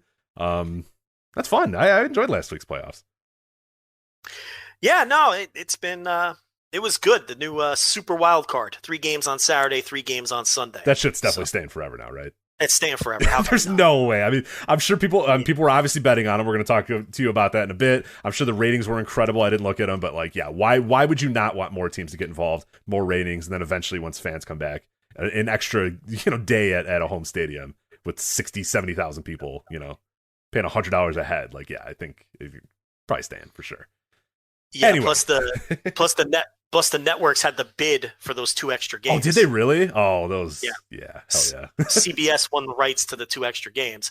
That's why CBS was carrying one of the NFC playoff games. That makes sense. I was kind of wondering why that was, and I didn't know if I missed something along the way. But good for CBS, and it got me. Hey, I watch, and I haven't watched in years. So there you go. So anyway, you've waited and you've watched all year as your team has rose to the top or fell to the bottom, but now it's your turn to win big. You've heard the name just about everywhere, including this very podcast, mybookie.ag. They're the industry's leading online sportsbook and casino, and it's not hard to understand why. With thousands of lines to bet on for all of your favorite sports, NFL, NBA's back in full swing. Well, I think kind of not full swing, swing. It's in swing. It's swinging. College basketball also swinging. Checks. MMA, soccer. They've got it all with the latest odds. Period. You can take advantage of MyBookie's prop builder and live in-game betting, where every single run, throw, and touchdown is another chance for you to put cash in your pocket. Visit their mobile-friendly website today and get your deposit matched halfway up to $1,000 by using the promo code VOW when you make your first deposit. The best part is they make it simple with a variety of ways to deposit instantly, including credit card, bank transfer, even Bitcoin. You can even put your Bitcoins, Joe. I know you're a big Bitcoin guy. You can put them all in there at mybookie.ag. You don't have a Bitcoin, do you? You don't have one. I'm a big Bitcoin guy? I'm just joking. True? No, I don't think so. I still don't understand Bitcoin. Like I tried to have someone explain it to me. The problem is if you ask a Bitcoin guy to explain Bitcoin to you, it's terrible because like they are convinced that they're going to become millionaires. And the thing, I hate to bury Bitcoin as we're talking about MyBookie, which allows Bitcoin deposits, but like I understand it, but then I also don't understand it. But then it always just turns into like somebody got high and is like, but all currency, man, is just like what you think it is. And I'm like, all right, we're done. Here's the thing. I understand the idea of alternate currency. Yes. That's not what confuses me. Here's what confuses me about Bitcoin. I'm like, all right, how do I acquire Bitcoin? They're like, you got to mine for it on the internet. What the fuck does that mean? That doesn't make any sense. Like, oh, yeah, man, you got to get your computer, and your computer has to mine for it, and you have to discover it. And I'm like, what? This doesn't even sound real. So that's where it loses me, and I throw my hands up, and I'm like, fuck your Bitcoin. I'm sticking with cash money. Yeah. But if you're on mybookie.ag and you happen to have Bitcoin, yeah, that's right. And I honestly, and I always bring this up because I have a few buddies that are like, oh yeah, well I have 500 Bitcoin, it's worth $8 million, and I'm like, all right, well cool, deposit it right now, like take it out right now, that's pretty good, right? You want $8 million? And they're like, well no, it could go up anyway. I'm like, all right, well, okay, so it's like, yeah, you know what I mean? Like they've never cashed out on these millions of dollars that they have apparently. And I'm like, well, do it right now. At $10 million, when are you ever going to see $10 million in your life again? And they're like, well, it could be $100 million. I'm like, yeah, but $10 million is pretty damn good. And they're like, well, it's volatile. You never know. It could go all the way up. And I'm like, all right, well then, like, what is this thing then? If you have no guts to ever take it out, then it's never actually a thing. And can you just take it out? Like, how does it even work? That's what I said. I was like, well, who are we gonna? Well, some places take them. I'm like, yeah, well, if you're buying a Hitman online, yeah, but like, you know who takes it? MyBookie.ag. Damn right, MyBookie.ag does. So if you had 10,000, 10 million, whatever whatever Bitcoin you got, you can put it into MyBookie, and they will match that deposit halfway up to $1,000 with that promo code VOW. So whether you're at home or on the go, on your laptop or your phone, it's not too late to make your New Year's resolution a resolution to get paid. Bet, win, and get paid at MyBookie. MyBookie.ag, promo code VOW. Deposit match up to $1,000. There you go. All right. New beginning. Two teams playing with house money this weekend. Okay, quick. I know people like the off topic. Oh, go ahead. Yeah, please. Okay, the Browns, number one. They don't have to win. If the Browns lose to the Chiefs 48-0 this weekend, if you're a Browns fan, you have to be thrilled with the season you had. You went 11-5, made the playoffs for the first time. The Browns. Right. No, yeah, you found a coach, you found the answer. You got a quarterback who now you see has the right coach, can win 11 games and get into the playoffs. If you're a Browns fan, you just beat Pittsburgh twice in a row, once to knock them out in their building. If you're a Browns fan, you are playing with house money. You don't have to win this weekend. Your season is a success no matter what. No matter what happens this weekend. That's team number one. Team number two playing with house money is the Rams. You don't even have a quarterback.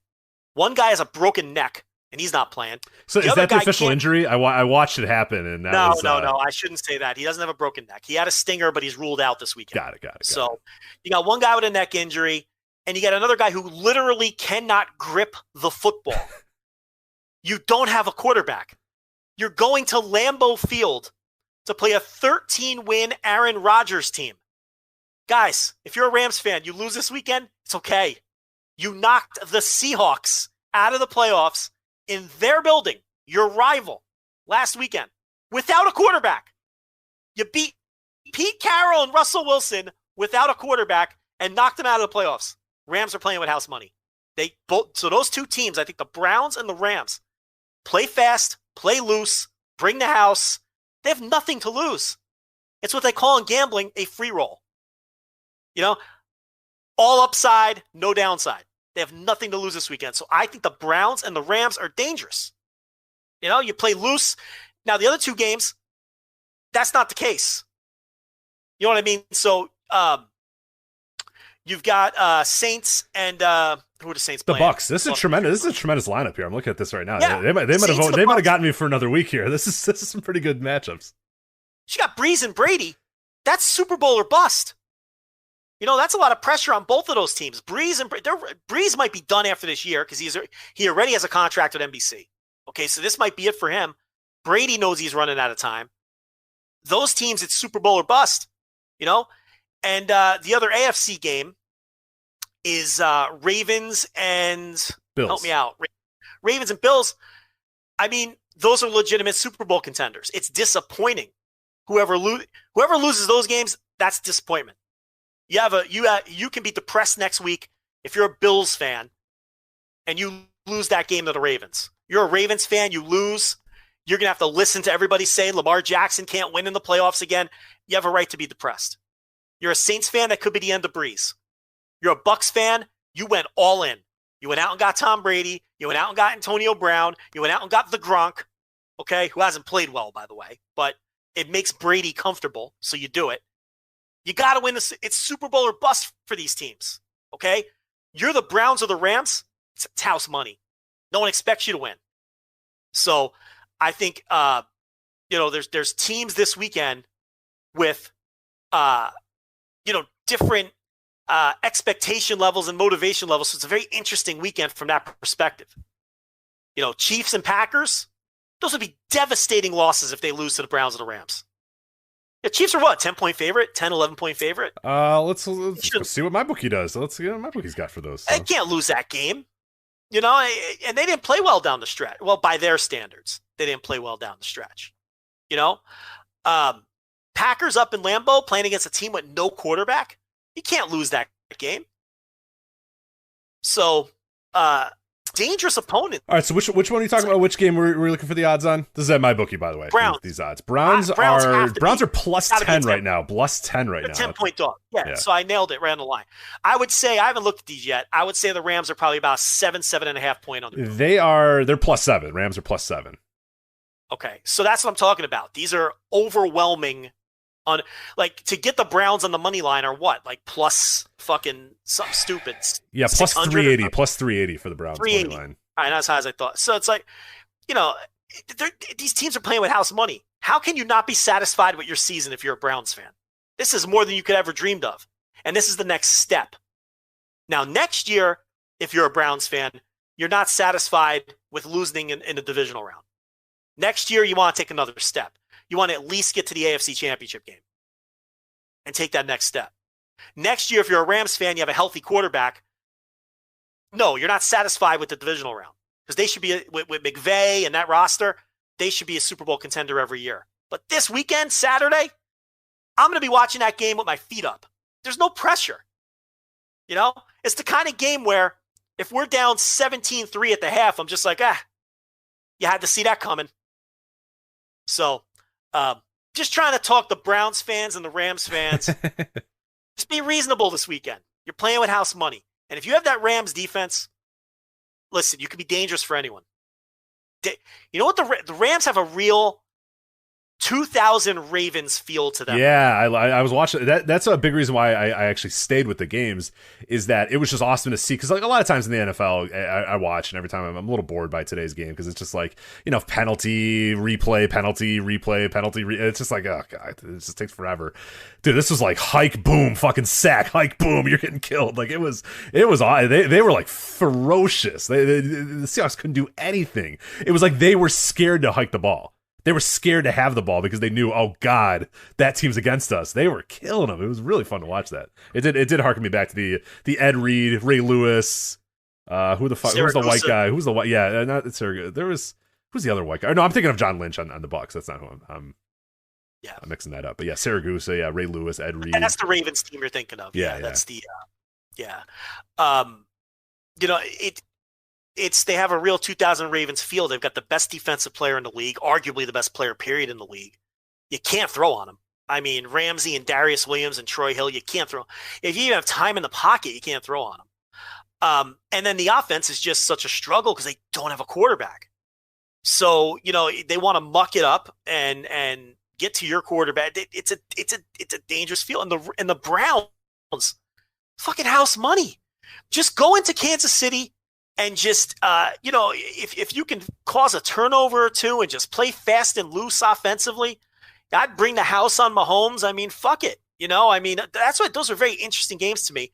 And then the other two games are interesting because it's 4 legitimate Super Bowl contenders going up against each other. So, should be a really good NFL weekend, actually. These games do look very good on paper. Well, there you go. There was a brief. You usually have to pay $5 to the NFL Intelligentsia, but you got one there for free this week on the Voice Wrestling Flagship. So there you go. Let's talk about these new beginning cards here from New Japan. There's also the Road to New Beginnings. We're not going to get into those, but those are kicking off later this week. The first set of shows for New Japan under the new state of emergency in Japan. So a lot of these are going to be very short cards, 4 or 5 matches. Dragon Gate, we're going to talk about them a little bit. I've watched some of their shows this week. 2 hours in and out, 5 matches, really quick. I mean, the state of emergency's got, there's some restrictions and curfews and stuff like that that you kind of have to adhere to. I think less fans in the buildings as well. So they're going to be weird shows for sure. They're going to be different, but I mean, they're wrestling, so I'll take it. Yeah, whatever wrestling I can get these days, I'll appreciate it for sure. Yeah, so we got, what is it, the one show in Nagoya, and then there's 2 in, we do this every year, Hiroshima. What did we declare last year? We just said we were going to call it, or you want to call it Hiroshima? You can call it Hiroshima. I'll call it Hiroshima, you call it Hiroshima, and then we'll be good. I'll call it Hiroshima. We'll have it all covered. And by the way, people are going to say, it's blank. We know. We always ask people, and we get if we ask 100 people, we get 50 that say Hiroshima and 50 that say Hiroshima. So I'm not even people from Japan. By the way. They'll argue, and we'll have people like, well, I'll say, well, Blank said it was Hiroshima. They're like, no, he's wrong. It's here. I'm like, all right, well, I don't know that. It's like New Orleans, New Orleans. Yeah. I don't think either one's wrong. You know? So save your comments. We know. We've done this for 10 years. That old dad joke. What's the capital of Louisiana? New Orleans or New Orleans? It's Baton Rouge. Oh, man. It is. Yeah. Why is it Baton Rouge? Yeah. It's an old dad joke. My dad used to quiz me on state capitals all the time. I used to know them all. Now I don't think I know them as much anymore. But there was the one that always got me, and still to this day gets me. Is it Jefferson? Am I thinking of Jefferson, Missouri? Or no, it's not Missouri. What the hell is Jefferson's the state capital of some shitty state? But I don't know. Move on. Missouri, yeah, isn't it Jefferson, Missouri? I don't know. I think it's Jefferson City. I'm pretty sure. Yeah, Jefferson City, Missouri. Not Jefferson, that's for sure. It's Jefferson City. Jefferson City, Missouri is the capital. It's the capital of Missouri, yeah, right? Yeah. So but you would assume it would be St. Louis, right? I mean, yeah, it's not always the biggest city. Yeah, that says what trips you up. You know, Illinois, is it Chicago? No, it's fucking Springfield. See, garbage ass city. It's always some wacky city, dumbass city in the middle of the fucking state. Anyway, yes. So we got Nagoya and we got Hiroshima. I'm Hiroshima and you're Hiroshima, right? Can we switch? Can I be Hiroshima? Because I feel like I want to say Hiroshima. You could say whichever one you like. Okay, I'll say Hiroshima. You take Hiroshima. How about that? Yeah. Okay, so Nagoya, January 30th is that show. Then the two, February 10th and February 11th in Hiroshima. Let's do this first. I've got the Korakuens because there's like 9,000 Korakuens. I won't do the whole lineups, but they're all in the lead up. Let me see. The final Korakuen is on the 25th, and that Nagoya show is the 30th, right? Correct. So, okay, now the Korakuens to me look like poop. Your mileage may vary. The first Korakuen on the 17th, 3 straight nights. The main event is Wato and Sho versus Bushi and Hiromu. That's not doing much for me. It's not, no. You know, you got LIJ in a 6-man tag. Now, these are 5-match shows. They're really trying to keep them short. And I think they're starting them an hour early. And the openers on most of these are Empire versus like Kojima and a young boy. Did you see the Kojima promo after they stretchered out Tenzan? Yes. I'm so ready for let's get the date here. What is it? The February January 30th. January 30th. He gets his revenge against Will Ospreay. I'm so ready for that. That's like my most anticipated match coming up in the world right now. I cannot wait for Kojima versus Will. That stretcher job was so good. I mean, they just put a beating to Tenzan, and he's coming back because he's got some matches too. But I mean, the Empire's just been the most interesting thing in this company since they formed. I mean, it's just, to me at least. The 18th has Bushi and Shingo versus Wato and Tanahashi. These are all basically the same cards. They just reshuffle the deck each night. And then the third night, which is the 19th, 3 nights in a row, Korakuen. You've got it's a 6-man Wato, Sho, and Tanahashi versus Bushi, Hiromu, and Shingo. So then they put all 3 of them together on the third night because Tanahashi is going after the Never title. So that's going to be one of the big matches on the New Beginning show. So then there's 2 more Korakuens later in the month. I'll just give you those main events too. The 23rd and the 24th and the 25th. The main event on the 24th is Wato, Tanahashi, and Ibushi versus Bushi, Shingo, and Sanada. So, you know, again, very similar matches. These Korakuens do nothing for me. I think they're going to be a real slog. And then the 25th is a derivative of the same match. Sho, Tanahashi, and Ibushi versus Hiromu, Shingo, and Sanada. I mean, they're 5-match shows. They're working with a short deck. So, you know, this is what you're going to get. But Then those all lead to New Beginning in Nagoya on January 30th. Yeah, and these shows I think rock. Like I'm with you. The Korkins do good. nothing for me. The Road 2s do almost nothing for me. They're fine. Like I might watch a main event or whatever, but I'm certainly not sitting down and getting ready for 2 hours of hot Korakuen Hall Road 2 action, because there's not a lot of substance there. But man, these shows, I love these shows. There's tight shows. There's a lot of singles matches. Like I am all in on these New Beginning shows. So I would start out with the New Beginning in Nagoya, January 30th. You have Okada and Toru Yano versus Evil and Yujiro. I don't really love Okada back in the ring with Yujiro. I'd prefer not to repeat what we had in 2020, but you got it anyway. Kota Ibushi, Tomoaki Hanma, Sho, and Master Wato versus Sanada, Naito, Hiromu, and Bushi. So LIJ versus just a mishmash of babyface guys there. Now the final 3 matches, this New Beginning in Nagoya. Oh my god, I cannot wait for these 3 matches. Hiroyoshi Tenzan going for his revenge against Great Okan. Joe, there's only one way this match needs to end. They need to fuck this dude up again, right? Yeah, and it's going to be a battle of the Mongolian chops too. Yes. Oh my god, you're right. Yes. So, and it's a good little feud for Okan, who's been doing a lot of losing to the top guys to, get a high profile win under his belt. So, it's the most interesting they're going to be able to make Tenzan, at this stage of his career, is put him in this little feud here and put over Okan. So, yeah. I'm trying to remember the last singles match that Tenzan had. I think usually, I don't know if I did that. He didn't have one last year. I did his profile. Okay, I was going to say, I sometimes do his profile, and I like to note, singles matches for the old guys. So he had no singles matches last year, right? 0? No, he's had one. I'm going to pull it up while I'm talking. I got Cage Match up here. So New Japan, so we had New Japan Cup was the only one last year. And he probably would not have been in that one if not for... He wouldn't have been in it, no. Right. That was his only one. Yeah, but it was shockingly good. That was that New Japan Cup match against Yoshihashi. Yes. I went notebook on it. Yeah, I went notebook on it. He's had 3 since 2016. But go ahead. Yeah, so he had the New Japan Cup 2019 first round against Taguchi. Lost that one. Didn't wrestle then another singles match. Then he had 2018. God, this lets you know how long ago this was. February 2018... Hiroyoshi Tenzan versus Kitamura during the Kitamura 7-match trial series. Yeah, those are the only 3 singles matches Tenzan has had in the last 5 years. Yeah. So there's the doorbell and there's the dog. So my food's here. So, this will be his 4th singles match since 2016. But, it's a good spot for Okan and a good showcase for him.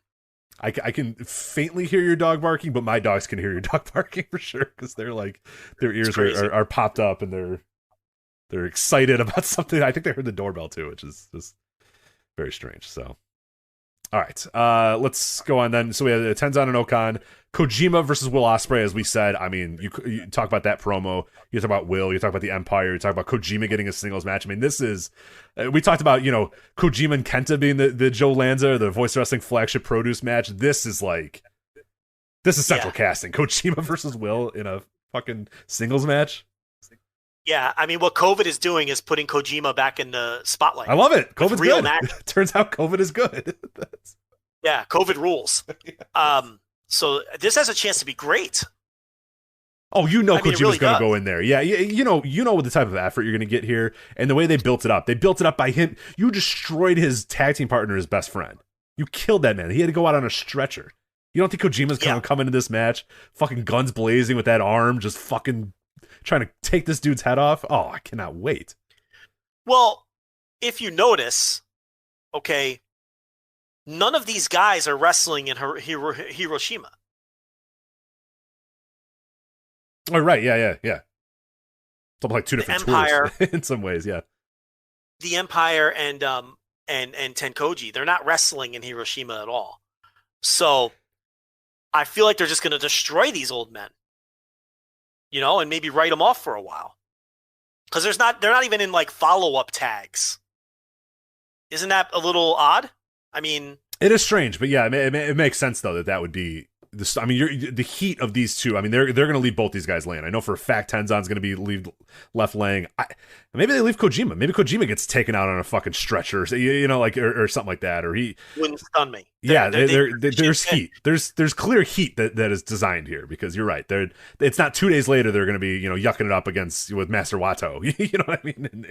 In an undercard match in Hiroshima or whatever. So now I understand it's a week and a half later, and maybe Will Ospreay.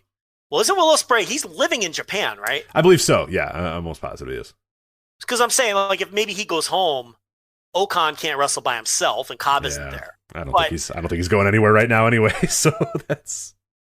But I mean, that's just an interesting thing. And then, of course, the main event is Shingo defending against Tanahashi, which, I mean, Tanahashi has a chance here. I mean, I wouldn't have Tanahashi win that match, but it wouldn't shock me if he does at all. I wanted to bring up quickly too, because the 5 Korakuens or whatever, but the Ota City Gym show on the 23rd, that's where all the juice is. Did you see this lineup or no? I think I did, but yeah, repeat it again if you can.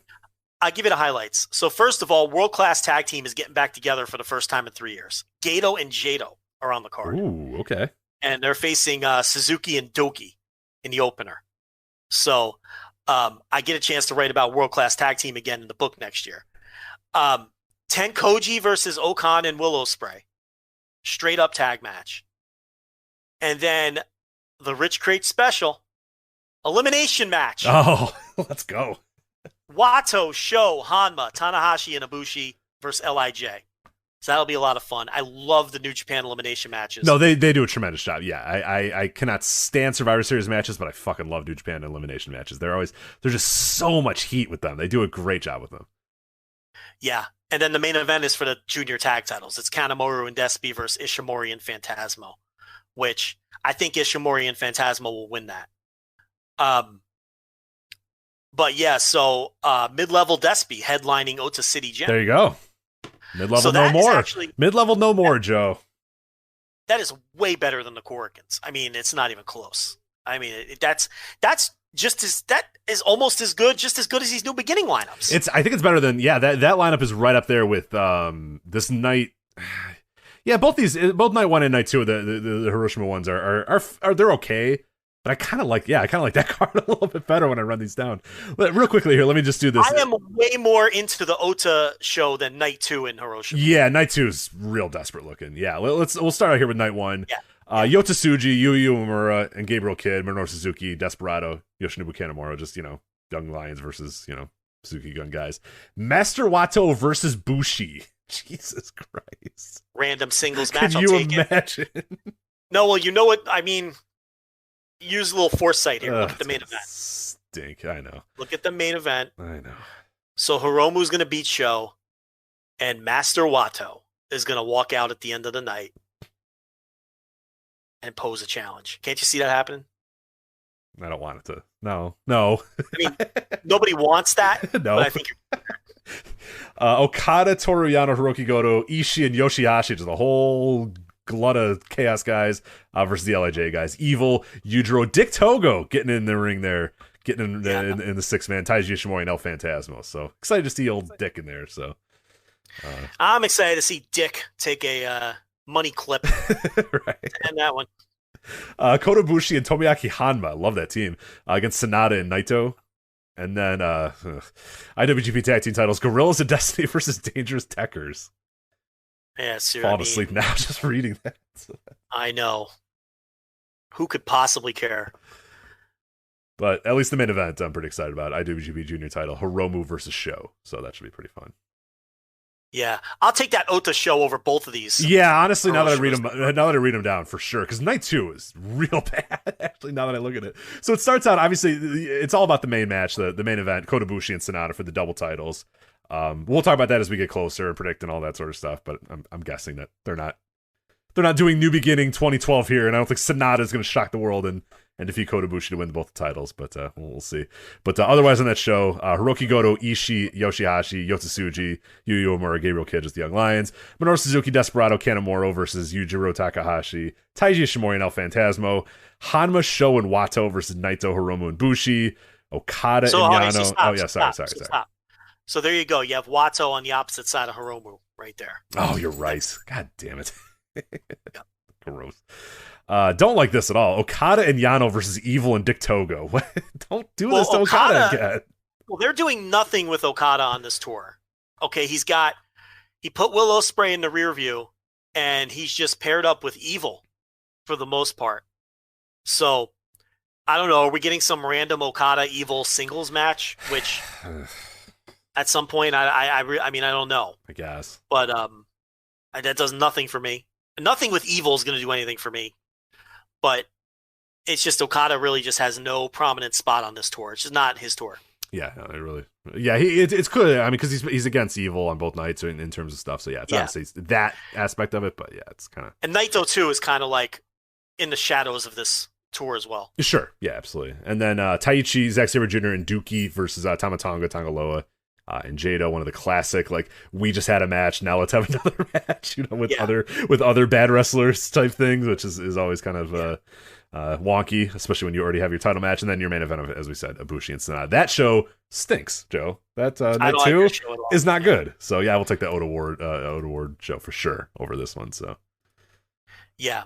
So and here's the thing: none of this might happen anyway. I think it will, but yeah, who knows?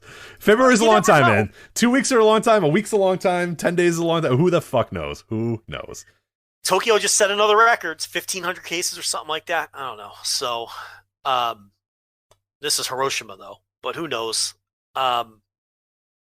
It's you can't be stunned if things get canceled. But I don't know. We'll see. Try being a sports fan.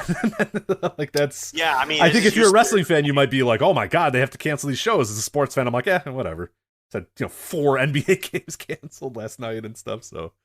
Yeah, we unfortunately have gotten quite used to that here in America. So, yeah, is what it is. All right, let's move on to Impact here. Impact Wrestling's Hard to Kill show. We have a preview up on the website right now. Andrew Sinclair, who always does a tremendous job with all the Impact coverage at voiceofwrestling.com, has a pretty extensive preview about this Hard to Kill 21 show. Before we kind of get into the nuts and bolts of the actual card itself, new commentary team, D'Lo Brown and Matt Stryker are your new Impact Wrestling commentators. Josh Matthews took a job as a producer. I think he's a senior producer, some shit now. Madison Rain no longer doing any commentary as well. So we now have Matt Stryker and D'Lo Brown. What do you make of that new team? I give him a chance. I mean, Stryker is a guy who, I know. Hold on. It's hot, right?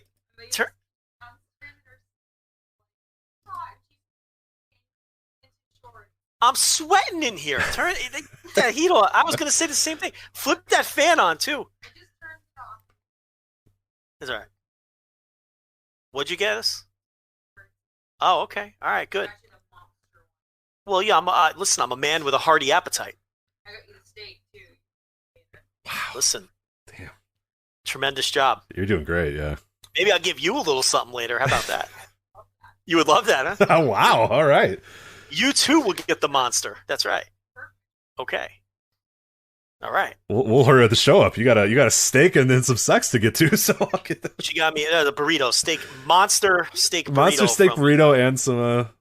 So I told her she'll get the monster later. You know, I heard. Yeah, I heard. So we'll try to get through this. Did you hear what I said? We should get this. We'll get this Impact going real quick. D'Lo Brown, Matt Stryker. Say something about that. If I'm you, if I got like a giant steak burrito and sex coming up, I'm not talking about Nevaeh and Havoc. But you're a professional. This is your job after all. So no, I'm in no rush. I got a job to do. Remember, this is a job, Rich. I'll give it a chance. I mean, Stryker, he could either be great or horrible. We know that. When he's left to his own devices, he's really fucking bad. Like with the Triple H shows and Triple Mania. You mean Triple Mania?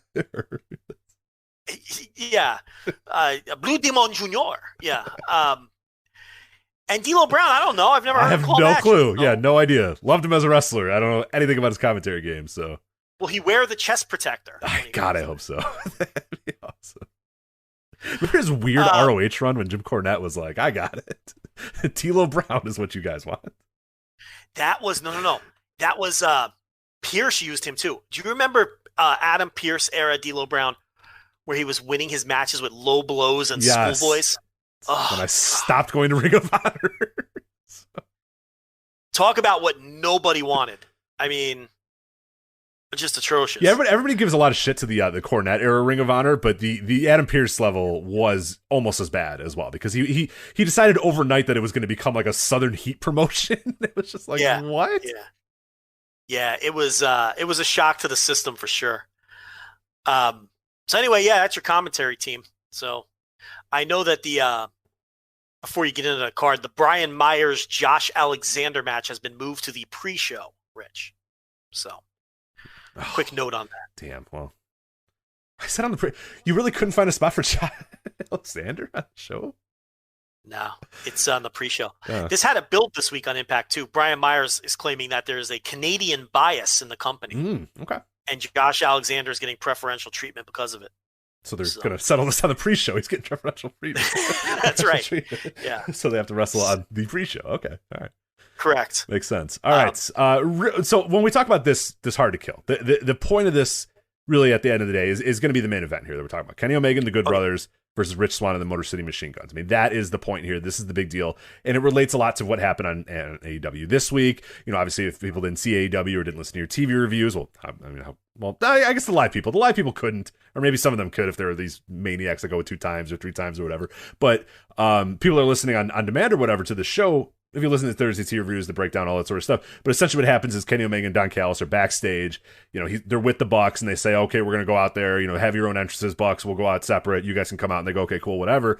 So Kenny Omega and Don Callis come in, and then Don Callis announces, you know, Kenny Omega's best friends and you know, partners, the Good Brothers. And then, you know, the Good Brothers show up on AEW and yada, yada, yada, and have that awesome WCW style, worldwide style. Did you enjoy that? Oh, I loved it. I loved it. It's just these. That was so much fun. They get in the ring, and then the bell rings, and they just beat on these dorks, and they just beat on the dorks for 5 minutes, and they just dispatch them and then pin them and send them on their way. It was awesome. I loved it. And once again, we got people saying that the dorks got too much because Danny Limelight got a couple spots in the beginning of the. Have these men ever watched Ric Flair? I'm just gonna try. No, if you want to take 4 minutes out of your life, go on the WWE Network, find a WCW Saturday Night from any year from 1985 to 1991, and click an episode and watch Ric Flair have a main event match that goes 10 minutes with some dork, and then he just finally puts the fucking dork away after a while. It's okay. It's all right that Danny Limelight did a fucking arm drag from the top rope to Kenny Omega. He's gonna be okay. They're gonna sign that guy. He looks really good. He looked damn good. He looked really good, and it's not an accident that he was on the show. Number one, they could have picked anyone from Dark. They picked him. New Japan liked him. He was in that back and forth feud with Rocky Romero, trading wins on New Japan Strong, which was eyebrow raising for a regular New Japan roster member to be losing matches to an unsigned indie guy. So New Japan really liked him, but AEW is going to get him. And he's earned it. I mean, he's looked good in both New Japan and AEW. And last night he looked great. He picked a great time to look really great. But yeah, I mean, we saw the Horsemen have matches like that on WCW TV for years. They'd get in there against like Italian Stallion and like, you know, 2 other, you know, whoever else, and they'd sell a little, but just enough, you know, to make it interesting, and then they would put them away, and that's what this was. Yeah, it was always the same story, as then Arn would be like, all right, no, enough of this, and just fucking spine busted that asshole into the ring, 1, 2, 3, get out of here, go away.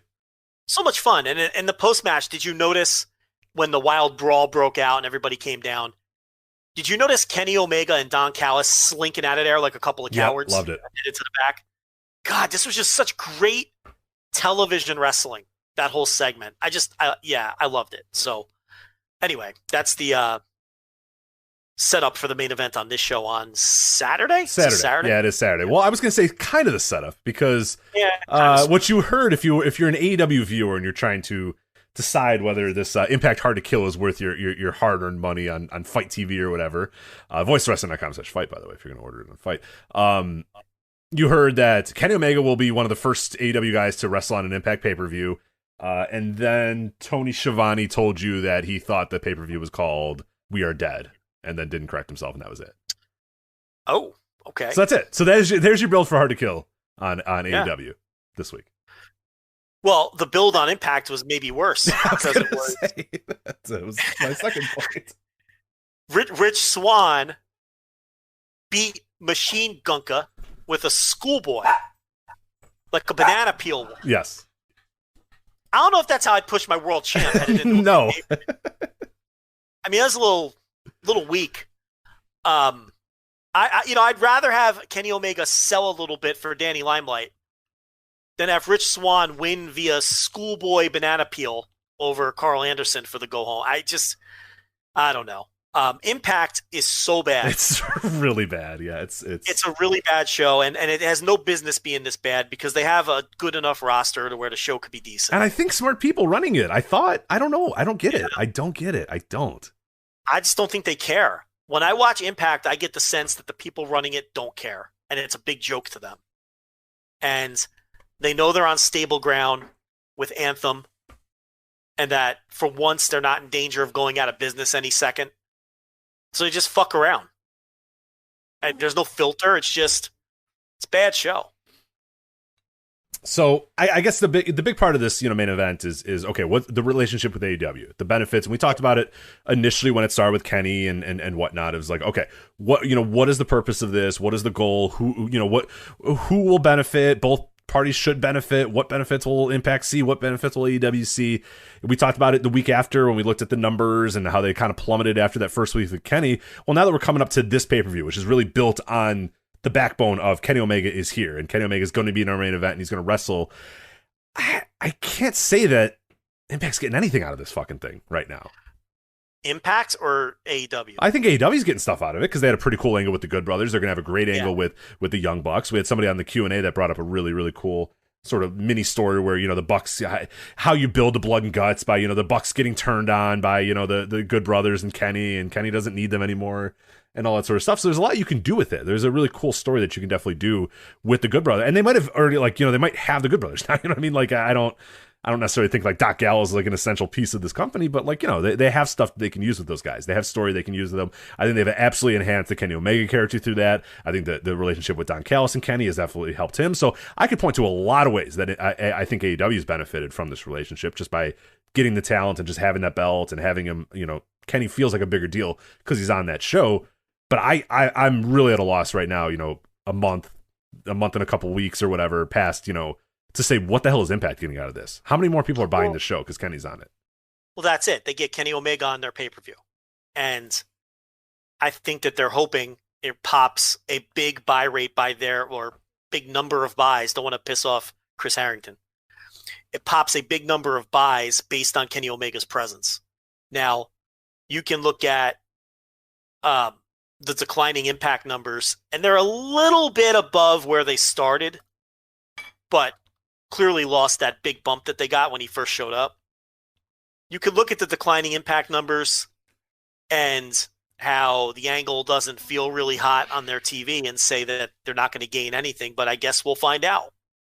On a percentage basis, if they increase their buys by 50%, they're going to see it as a win.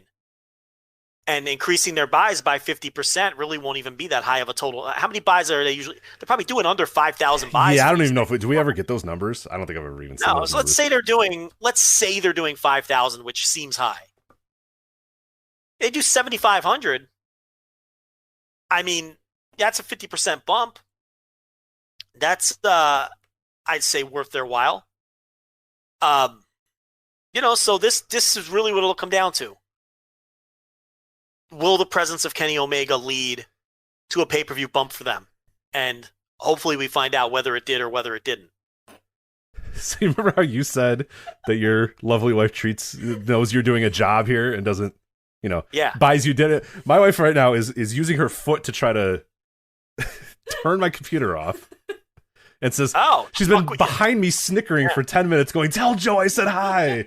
So Joe, the nurse, says hi. So. Oh, well, hello to the newly vaccinated nurse. Yeah, newly vaccinated nurse. How's my... Yeah, I can be an anti-masker now. Fully That's true. You could. You're ready to go. Yeah. How was that second dose that you got? Really lovely. It was the best. I had 0 side effects. Just a word of warning, knocked her on her ass for an entire day. So yeah, but it's better than getting COVID. Exactly. Right. Agree. And it was exactly 24 hours, and then I felt good. I climbed then the following day. All right, well, you're the lab rat. Let me know how you feel in a week. And, I love being a lab rat. It's called scientific research. Yeah, great. Yes, You they do take that for the on. rats. That is literally what the lab rats Well, are. Yeah. Rats are really cute too. So You are. Yeah, you are both. You're both cute, and sometimes You hate rats. I hate rats. I don't. Well, yeah, I do hate mice and rats. So. I had a mouse in my garage, and I refused to go in the garage for a month and a half. Yeah, I'm the same way. Yeah, so like one time I was at my old apartment and I woke up and there was a dead mouse. Like I call it a rat. I was gonna say rat. It was a tiny It was like baby. literally It was like a baby. it was a mouse. baby mouse that was in the toilet. She was there and I woke her ass up at like 4 a.m. I was like, get this thing out of the toilet. I like woke up and like I just scooped it out of the toilet with my hand. And I was like, can I go back to sleep now? And she could. And I felt really sad that poor baby died. Yeah, well, shouldn't have been in my apartment. So Yeah, get this vermin out of here. I don't want that's his fault for being in my. He committed suicide because he was just like he jumped in the toilet and drowned. Well, good. One less fucking rat for the world. So Good adorable move. mouse is what you meant. are you done? Let's go. Yeah, Get out of here. I just came to tell you I think I retore my meniscus at work. today. Fantastic. All right, we'll It talk. hurts really bad. We'll talk about it when we're done with the show. Sorry to hear that. Okay, how long?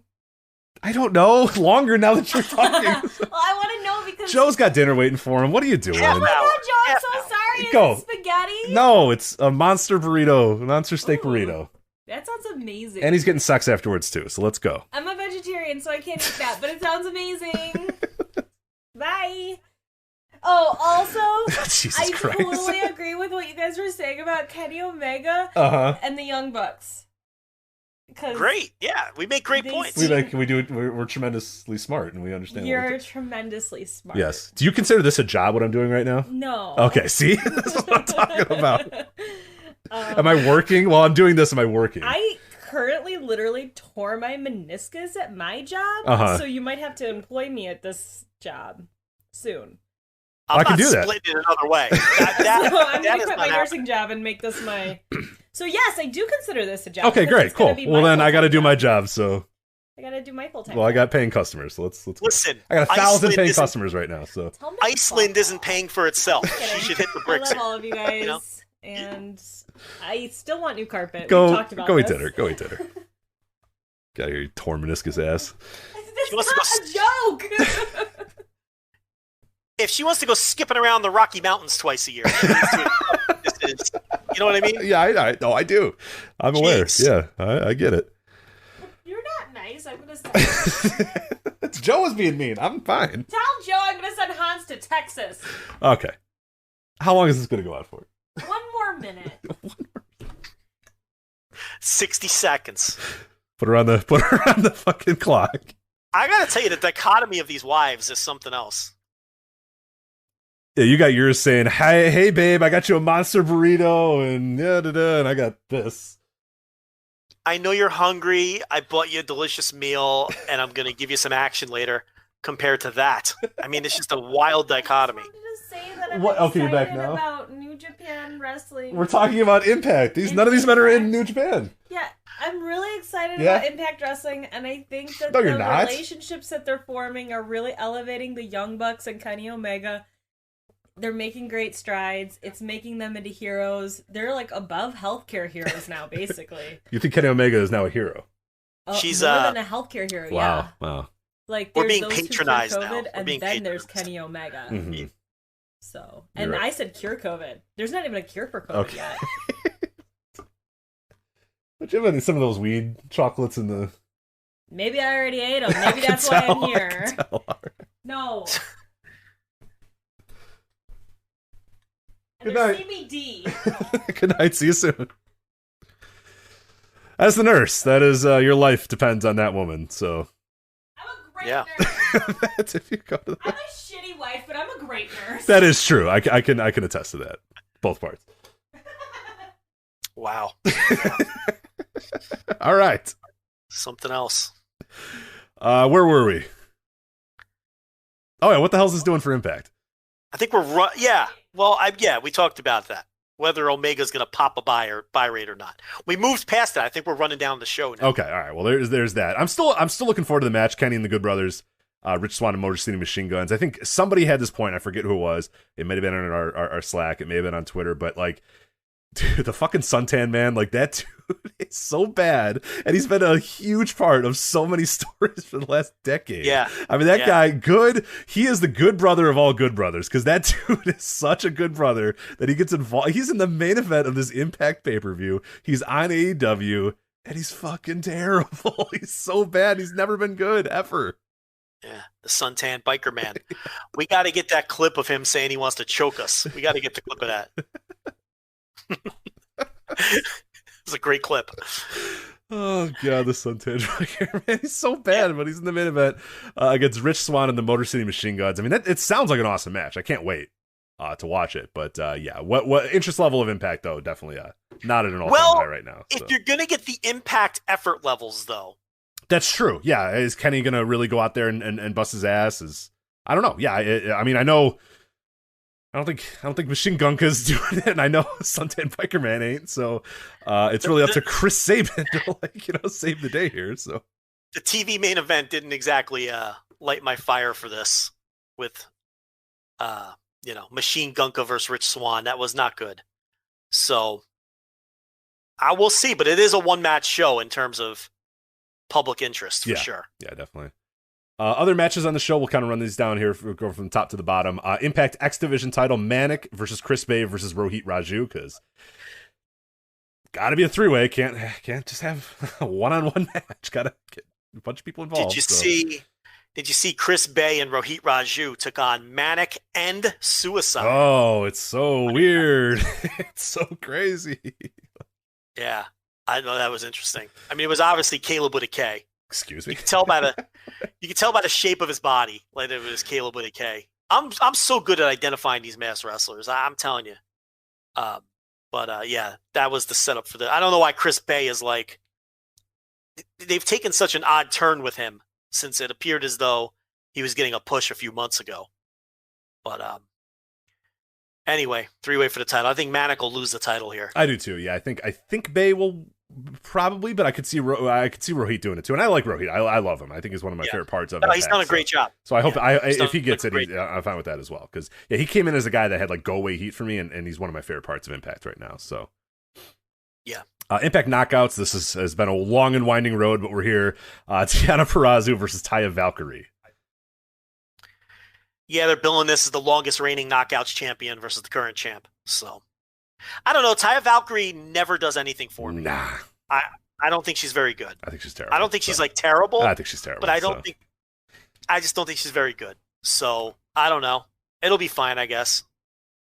Old School Rules. Oh, I love a good Old School Rules match with Eric Young, Diener, and Joe Doring versus Cousin Jake, Rhino, and Tommy Dreamer. That is, I cannot wait to, in 10 years, talk about, oh my God, Joe Doring was in Impact, and he had a match with Jake something, Rhino, and Tommy Dreamer. Like, what a odd collection of talent this is, and it just in some ways it represents the good, the bad, and some of the really, really horrible of Impact Wrestling here is Joe Doring coming in. That's really cool because it's like, hey, that's a guy who was a big deal a few years ago in Japan.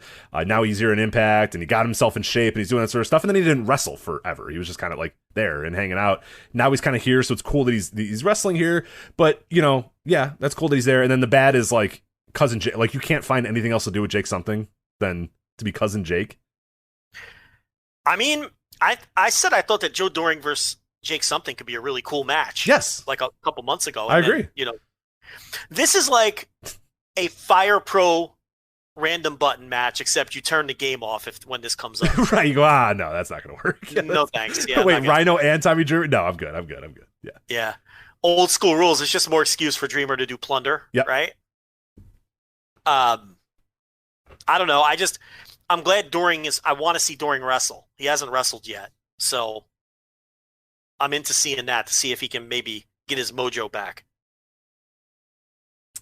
Do we know if this match is cinematic or not? Barbed Wire Massacre, Eddie Edwards, Sami Callihan. I don't know for a fact, but I'm guessing it probably is, right? Wouldn't shock me if it is. I don't know for sure, though.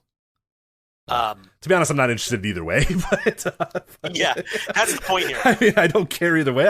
I think I kind of prefer it to be just a normal match. But if it's cinematic, then it's an easy skip for me right away. So, well, like Bram, Sami Callihan has re-signed with Impact Wrestling. So, there is that. I mean, where else was he gonna go? But he's the draw. Yeah. He's the draw.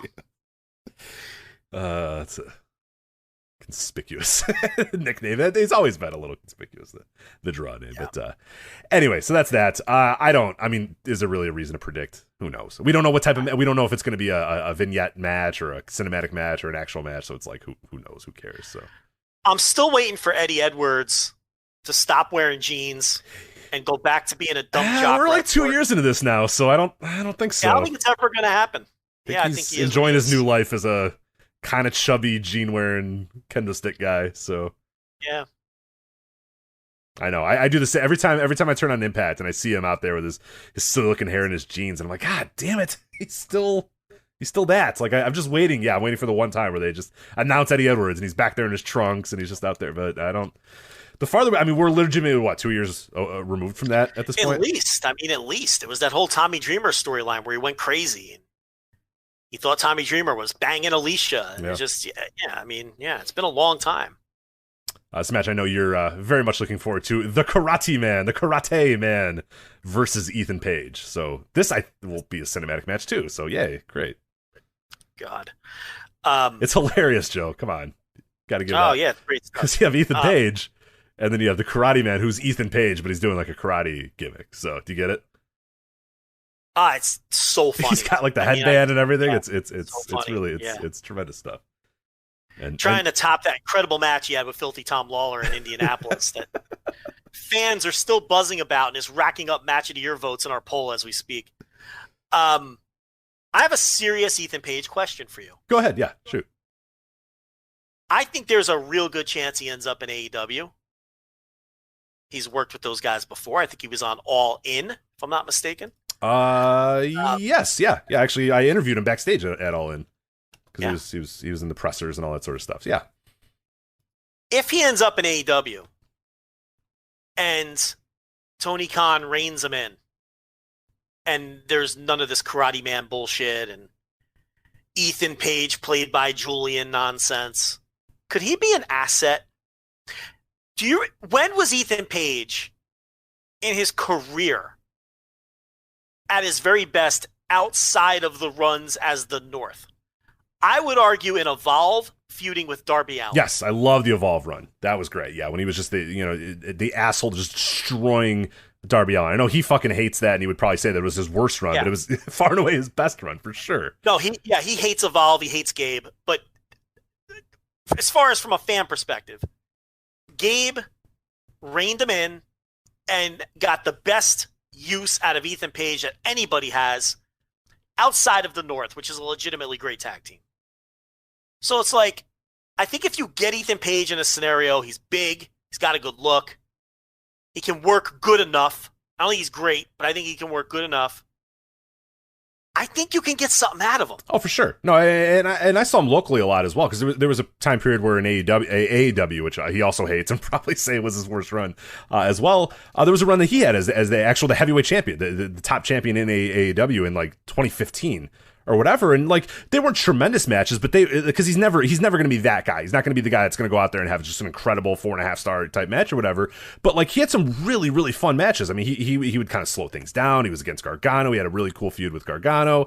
He ended up losing to Eddie Kingston. Like there was a lot of really cool stuff in that title run. It lasted, I don't know, 4 or 5 months or whatever. But that was like, this dude was main eventing shows. It's like a big, and this is a company that had a lot of good talent on there as well. And he was hanging with those guys. And yeah, it was no bullshit. It was he was kind of a heater. He was kind of like heel heat guy or whatever. But like, no, it was a lot of fun to watch. And I was a big fan, a huge fan of his title run in AEW. So yeah, no, there's the building blocks are there. It's just the problem is over the last 4 or 5 years or whatever, he's leaned so heavily into, you know, what the current indies are and the irony and the ha-ha-has and the variety show and all that sort of stuff. And it's like, this guy has a lot to offer still. I still truly believe that. I mean, he's got the size, he's got the, you know, now he's got the body, he put his body together, he's got the size.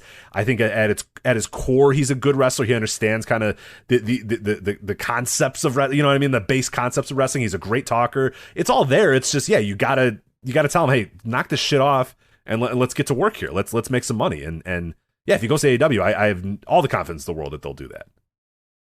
Hopefully. If he's fucking around with Miro and talking about video games, then we'll know. But I don't know. Yeah, I think it's there. The problem with him is always going to be is and it's the thing with Ethan has always been kind of his attitude and his relationship with other wrestlers and promoters and that sort of stuff. And we talked about this on a prior episode, I believe, but he's a guy that, like, I like a lot of the stuff that he says. Like, I'm into a lot of the stuff that he says. A lot of the complaints, I'm like, yeah, dude, you're absolutely right. You're absolutely right. The indies and this and that. Yeah, the things he complains about, he's absolutely right. But it's like, you as the guy, you know, saying it just doesn't work for me as well, because you don't practice what you preach a lot of times, and you know, you buy into this, you know, sort of garbage aspects of wrestling a lot of times too. So I would love to see him in AEW and really get reined in, because I think he's an asset, absolutely. Yeah. So, and I think there's a real good chance we're going to see that, because I don't think he plans on retiring, and why would he not? You know, why would he let his contract run out here? And there is the obvious connection. So he's a guy where if I'm Tony Khan, I would have ideas for him. There's things I think you can get out of him. But he can't be left to his own devices, because this is what you get. You get the Karate Man. Yeah, it's exactly. Just junk. Yeah, it's derivative junk. It's tough. And what's cool about what you could do, I mean, man, and we talked about this many weeks ago as well with AEW. Is AEW has become and I love it. I think it's one of my favorite things, is that they become a talking promotion. Like, nobody would have ever thought that AEW would be a talking but everybody that they every new guy that they sign, every new person that they sign, a lot of them have one thing in common: they can talk. Like, everybody thought AEW was going to be just a bunch of guys doing flips and doing all this. It's not. Because everybody has, you know, NXT is filled with guys that can do flips. They just signed 3 more guys that could just go around in there and do flips and all that sort of stuff. AEW is saying, no, you guys can have your little flips and all that sort of stuff. We're going to get guys that can talk you in the building. Nobody is doing that anymore, and we're going to do it. And you talk about Ethan Page, one of the best promos on the indies. Yeah. Sliding him in there with MJF and with Eddie Kingston and with, you know, Taz and with those, I mean, yeah, with Ricky Starks. Like, that'd be great. He needs direction and motivation, and he needs to, like you say, you know, I don't want to say know his place. That's not the way I want to frame it, but more like, don't fight every battle.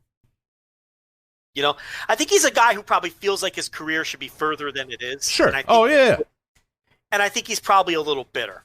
And I think that's why he just throws his hands up and does dumb shit like this, and like the Karate Man, and, you know, get in there, be part of that team. And I'm confident that Tony Khan can find positive uses for him, is what I'm getting at. Yeah, put your trust. I know he has a lot of trouble trusting promoters, and I get it. Again, that's what I say. I don't disagree with him. Like, I wouldn't trust any of these wrestling promoters, and I think that's largely what definitely, like you said, leads to a lot of his bitterness. Is like, you know, I've put my trust in guys, or I haven't fully trusted guys, and they've done this, and they've done me wrong, and all that sort of stuff. That would be if I was Tony Khan, I would sit him down and say, I know that you've had issues, but trust me, I know, you know, I have ideas for you, and I think that, you know, whatever. And then if you do that, and he buys in, and he's ready, and he goes, cool, I'm ready to do whatever you want for me, or I'm ready to do whatever you want, and Tony says I have ideas, or what, then like that, then it can be a great relationship, a tremendous relationship. But if it starts out with the tension that it seems like it always starts out with Ethan, then, like, yeah, it's going to come to that.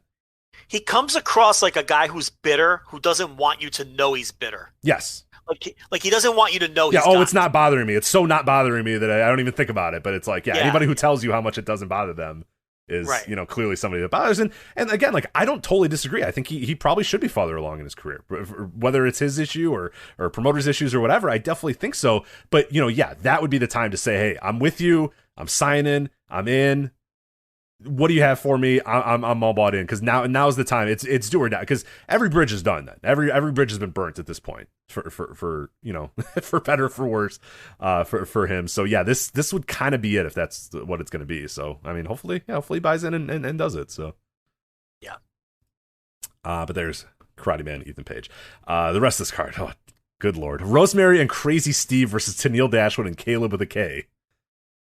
Yeah, just junk. Just absolute trash. I am just blown away by the fact that Crazy Steve is blind. How do you wrestle? How has he ever wrestled? What commission allowed that? I mean, I'm just amazed. Like, I'm amazed that he's as good as he is and he's blind. It's so funny. Like, people were always kind of down on him, and then he said, "Oh, I'm blind." And everyone's like, everybody loves everything you read about Crazy Steve now is, I can't believe how good he is despite being blind. It's true. Well, Rich, what the fuck? I mean, if you're a 210 hitter in Major League Baseball, and then you say, "Oh yeah, by the way, I'm blind," I'm with you. You're a 210 hitter in baseball, you know. So absolutely, yeah. It's incredible to me. It's awesome. Yeah, I can't. If I don't have my contacts in, I can't see 2 fucking inches in front of me. So I'm just imagining this guy wrestling without being able to see, like he's legally blind. It's insane. Yeah, like he says he can only see like basic shapes and things. It's fucking nuts. Very impressive. Better be careful. That's very dangerous. But anyway, you mentioned Brian Myers and Josh Alexander. That's being moved to the pre-show. And then I know you're excited about this one. Impact Knockouts Tag Team titles. The vacant Impact Knockouts Tag Team titles. Havoc and Nevaeh, which is heaven spelled backwards, in case you didn't know, versus Kira Hogan and Tasha Steelz. Yes. That's a match that is happening. That is a match that is definitely happening, and it is definitely for the Impact Knockout Tag Team titles. That is Impact Wrestling Hard to Kill 2021. Insert your Impact Hard to Kill jokes here. Yeah. It's not good, Rich. It's not good. It's not good. I'd like it to be good. If Kenny Omega wasn't on this show, we wouldn't even be talking about it. No chance we'd be talking about it. Yeah. No, it's just not. It hasn't been good. Can you believe? I forgot. Last year at this time, do you remember what the Hard to Kill main event was? What a world! What a world we've lived in since then. I'll take a stab at this. How about Elgin Tessa? Close. It was Tessa defeating Sami Callihan to become the Impact World Champion. Oh, did I go to that? Dallas, Texas, the Bomb Factory, yeah. Yeah. I was there as press. Yes. Yeah, that was a year ago, huh? Holy shit. Ago. Yeah, pre-pandemic. A lot has happened in a year. Yeah. Man. A lot has happened in that year, especially with old Tessa. That's it. We just came up on the anniversary of the Tessa Blanchard tweet as well. Oh yeah, the tweet. The tweet. Support each other, ladies. Yeah. No, that was a stressful night because I had to park. The press parking was blocks away, and it was in a paid lot, like with meters, right? And I remember asking Sean, I'm like, "Do I have to pay?"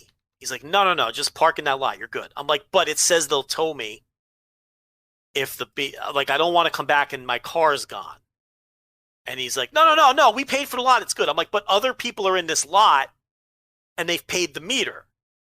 So I don't want to be the guy that doesn't pay the meter. So are you positive? Yeah, I wouldn't trust him. He's an upstanding individual, but I don't trust anybody that tells me parking stuff because I know how those parking lots go, and I know how the tow guys go. I'm not fucking around with that ever. So I stood in that lot, texting back and forth, and I could tell he was getting annoyed. Because you kept coming up with rebuttals. You're like, but this guy paid. And he's like, I know, it's fine. I get you. Right. I totally get your stance, though. Absolutely get your stance. And there was an attendant, and I went to the attendant, and I said, listen, this guy says the lot was prepaid, but I see other people parking in the lot and paying. And the attendant goes, who said it was prepaid? Oh, no. I'm so Which scared. was not a good time. No, that's not good. So I'm like, I explained everything to him, which is an embarrassing thing to explain. Because I'm like, well, I'm covering a wrestling event. Yeah, I'm a wrestling journalist. I'm a broadcast journalist. Yeah, which is the last thing you want to explain to anyone. So... And then he's like, "Well, I don't know nothing about that." Yeah, you're not going to the Bomb Factory to hang out with some girls and drink and dance all night. You're going to watch professional wrestling. So. Right. He's like, "I don't know nothing about that, so I'm not telling you yes or no because I don't want to be responsible if you come back and your car's gone." And I'm like, "Well, this is not the answer I was seeking, sir. I was looking for some sort of clarification either way." So I rolled the dice and I left my car there, and then I crossed my fingers. And I walked back to the lot with my eyes closed. And I peeked I peeked between my fingers, and the car was still there when I came back. So that's my little story about Hard to Kill last year. Sean was right on the money. Sean Graben on the money as usual, prepaying for the lot, which is fucked up that other people were parking in the lot and paying like that. You know what I mean? Like, yeah, they could have had a free ball and they didn't even know it. Like, just random people going to Dallas to do whatever were parking in the lot that was already prepaid and paying. So, shouldn't they have notified that lot attendant? Probably, yeah. It seems like a good thing. I don't know. I don't know what happened there, but I'm looking at this area. This is a fun little area here of Dallas, where the bomb factory is. Yeah, it wasn't downtown or anything. It's like, not a bad little, because downtown Dallas is a pain in the ass, but that area wasn't that bad.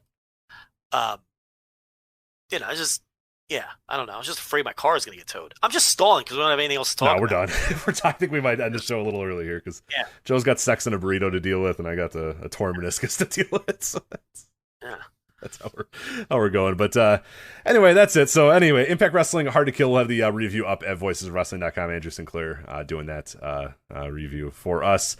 And then, obviously all the other stuff going on, patreon.com/Voices of Wrestling, Joe's Thursday tier reviews, the Rumble Rewind series starting the next few days, covering some old Royal Rumbles, 1994, 96, 2000, 2004, and then 2014, I believe, are the 5 that we selected. People, I went up for a vote, and those were the ones that won. So those are the 5 we're going to cover initially, and then if I have time, we'll cover some more as well. Doing a lot of research on those. We had some really cool nerd stats about the Rumble, and it's the Rumble is like the one thing you can really dig deep into, like analytics and stats and all that sort of stuff with. So we're going to dig in deep, and these are going to be very long, detailed shows coming up here on the VOW Retro on patreon.com/Voices of Wrestling. We'll also have reviews of all these New Beginning stuff, all the other good stuff going on in the wrestling world. Also, voicesofwrestling.com/books. If you have not downloaded the New Japan ebook yet, you can do so there, voicesofwrestling.com/books. Make sure you give it a review as well. Ratings and reviews always do help us tremendously. So that's it. Also, MyBookie. I forgot to mention MyBookie.ag, promo code VOW, half deposit match up to $1,000 as well with that promo code VOW. So that's it for us. So for Joe Lanza, I'm Rich Craich. We'll talk to you next time on the Voice Wrestling Flagship Podcast. Take care. We're always driving to dance lessons. So we signed up for Know Your Drive. We save money and get closer to her dancing dreams. The daring young man on the flying trapeze. Or maybe her singing dreams. Sign up for Know Your Drive and save up to 20%. American Family Insurance. Insure carefully, dream fearlessly. Products not available in every state. Discount terms apply. Visit amfam.com/knowyourdrive for details. American Family Mutual Insurance Company, SI, and its operating company, 6000 American Parkway, Madison, Wisconsin.